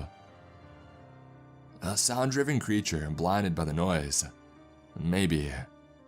It didn't even react to Rodney screaming for heaven to save him. We didn't have time to play guessing games or grieve our friend's death. We had to leave. Ralph spotted our way out. A chimney blown open by the blast. We'd have to brave the middle of the room, praying the monster would avoid us with its random shuffles. And it would take 2 men to reach the opening, one on the shoulders of the other. What choice did we have? We went for it. I recall Jesse felt weeping as he climbed onto my back, and for a moment I judged him for it, until I realized that I was crying too. And to his credit, Felt found a ledge once through the opening and did his best to pull the rest of us up. Halfway through, Felt and Sang and a couple of others had reached safety, but the monster grabbed someone. Matthew Stewart, if I believe. No one watched him die, and no one tried to help him. I confess feeling a bit of relief, thinking that the catch would distract it long enough for us to climb. A sinful thought, sure, but I've committed worse. 8 or 9 of us were left, and of those we had 2 lanterns. We shined them upwards, and would you believe that we couldn't see a roof? I don't know the odds of that. The passage appearing right above us, a straight shot to the surface. "Praise Jesus, we've been delivered," said Rod. No one could really argue the point. We climbed, and I don't know for how long. It was tiring work, but adrenaline's a powerful thing. At first, we braced our backs to one wall and we used our legs across the opposite. And then it turned into more like a steep slope we had to scale with our hands. A few outcroppings gave us chances to rest. Sometimes the mouth would widen, and we could offer support to the weaker men. Others it would narrow and we'd have to squeeze through one at a time. In one such shaft, we lost a man. A wide frame can be a blessing or a curse in a mine, and Liam was just too stout to fit. Even with someone pushing from under and pulling from above, it didn't take long until Liam was wedged so tight he couldn't even go back down. He would have needed to break his shoulders to move, and Ralph offered to do just that, To yank his arms out of his sockets, that is. And keep on climbing how? Liam asked. And then, still stuck, the man pulled out a pocket knife and he cut his own throat. No! Rodney screamed. And all I could think was how fortunate I was to be above him rather than below. It did take breaking his arms to dislodge his corpse. He didn't mind. It just fell 10 feet before sticking someplace else. There'd be time to pray for his soul later. We kept on for as long as we could, which wasn't long. Now, a few minutes later we came across the worst thing any of us had ever seen, not counting the monster. The ceiling. On cue, one of the lanterns went out. It can't be, whispered Rodney. We're trapped. The odds of it coming out to the surface were always slim, said Ralph, no emotion in his voice. I just wish we had a few cigarettes to share. What time is it? I asked. Dark, probably by now, said Ralph. Where Jesse's confidence came from, I can't say, but I envied it. Maybe there's already a rescue party digging through the rubble. We'll all be home by the morning. Is that what you want, Felt? It was Ralph. All of our friends and fathers getting themselves killed. No, of course not. Come on, Hatfield. I just mean, shut up, said Ralph, and he did. No one said much of anything for the next hour. A few sobs and even a couple of grim chuckles. I reckon most of us accepted the inevitable in that time. A small part of me held out hope for rescue. There was no way to warn the rescuers if anyone was coming. Nothing to do at all but wait to make peace with our creator. And then the last light went out. I doubt that you've ever experienced a dark like that one. Sure, maybe you experienced pitch black. Maybe you've been underground. But I'm talking about the kind of dark that fills your insides. Where even a pair of eyes 3 inches from yours doesn't glow. The kind of dark so deep you know you won't ever see light again. The little room that we had sat ourselves in felt an awful lot smaller all of a sudden. And the rock scraping my back became harder to ignore. There's no one on this earth who I'd wish that sort of death upon. Being buried alive. I would have traded anything just to stretch my arms out. In a way, it was almost like drowning. I've nearly drowned once, 12 years old, trying to impress Susan by swimming across a lake. It was fun at first, until it hit me like a baseball bat how much water was between my feet and the lake's floor. I remember clearly how oppressive all that water felt as my head sunk under it. An older girl had saved me then, and I didn't even have the wherewithal to be embarrassed by that.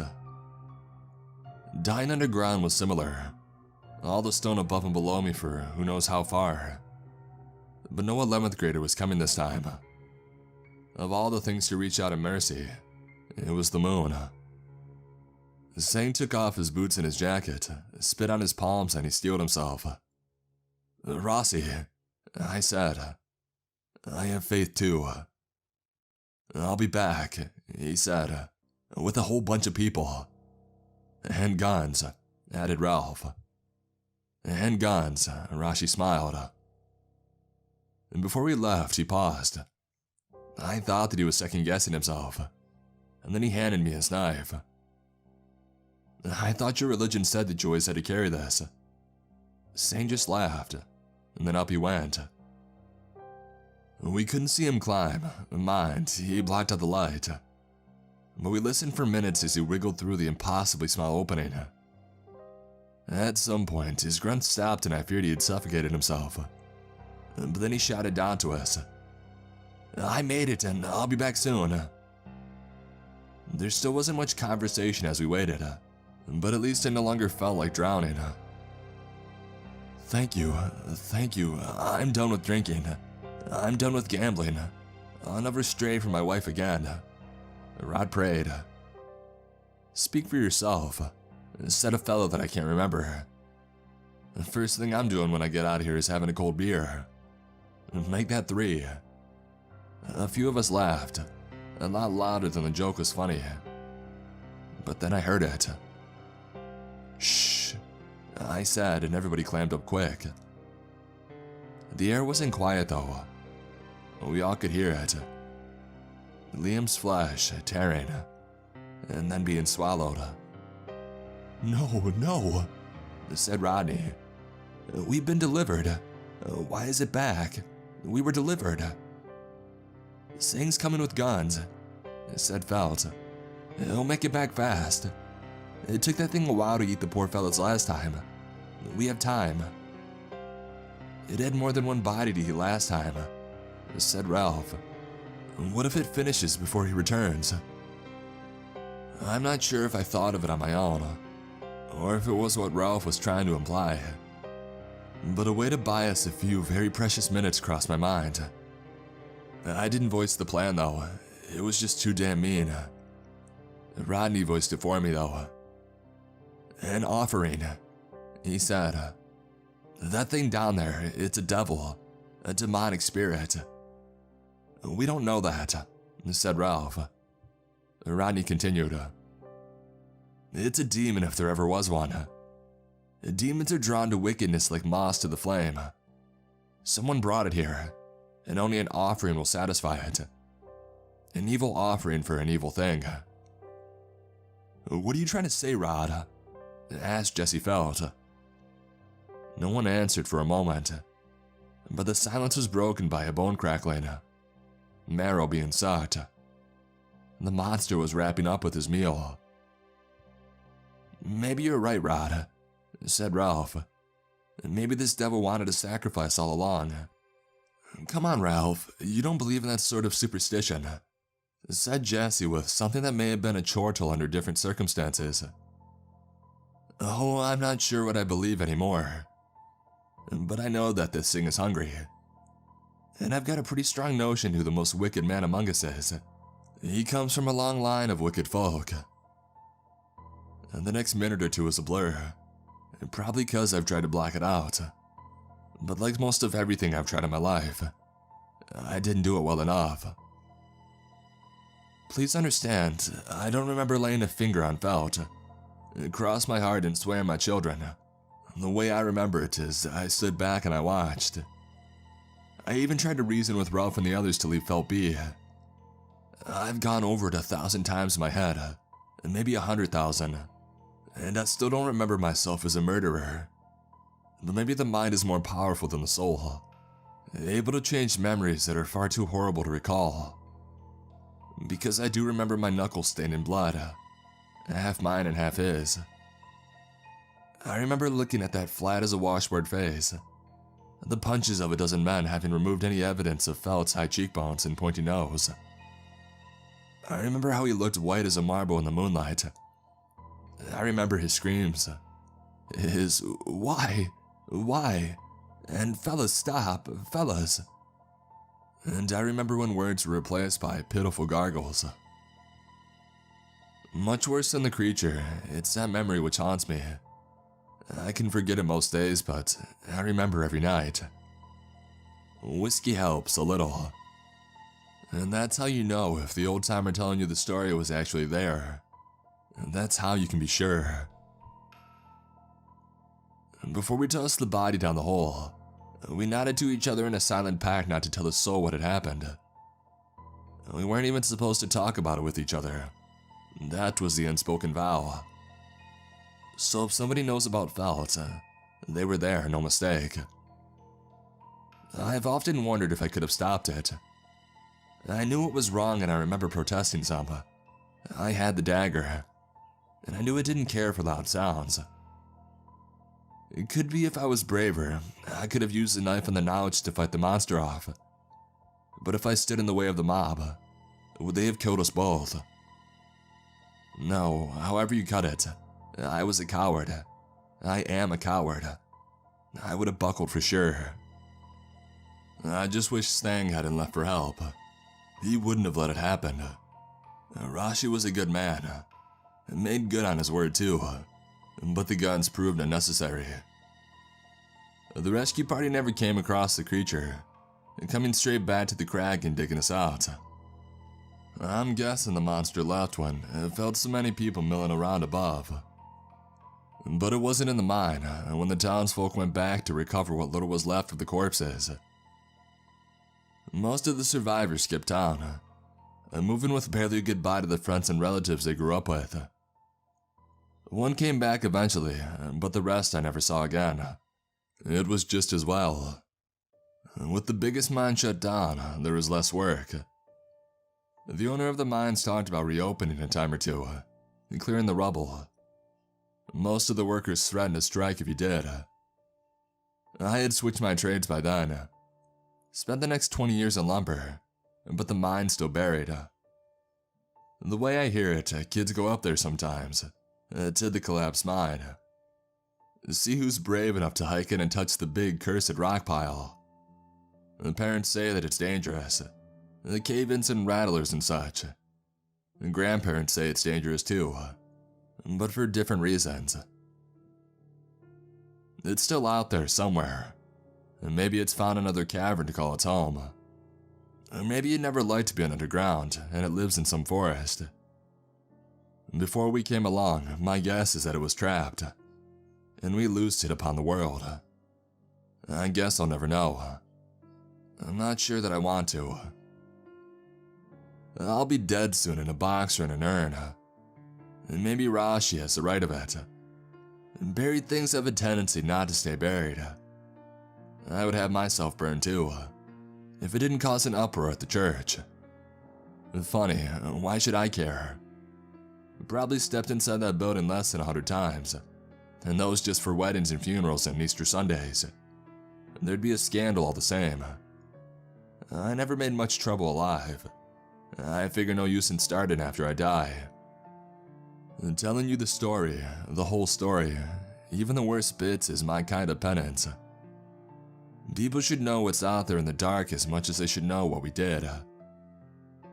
On Judgment Day, when I have to look Felt in the eye and make account of how I lived, the things that I've done, at least I can say I told it like it happened. Not until the end, of course. I guess I kept quiet about my sins during the golden years. So if the good judge seems fit to damn me, well, I guess I can't protest all too much. Maybe in whatever hell I'm heading for, I'll meet the creature again.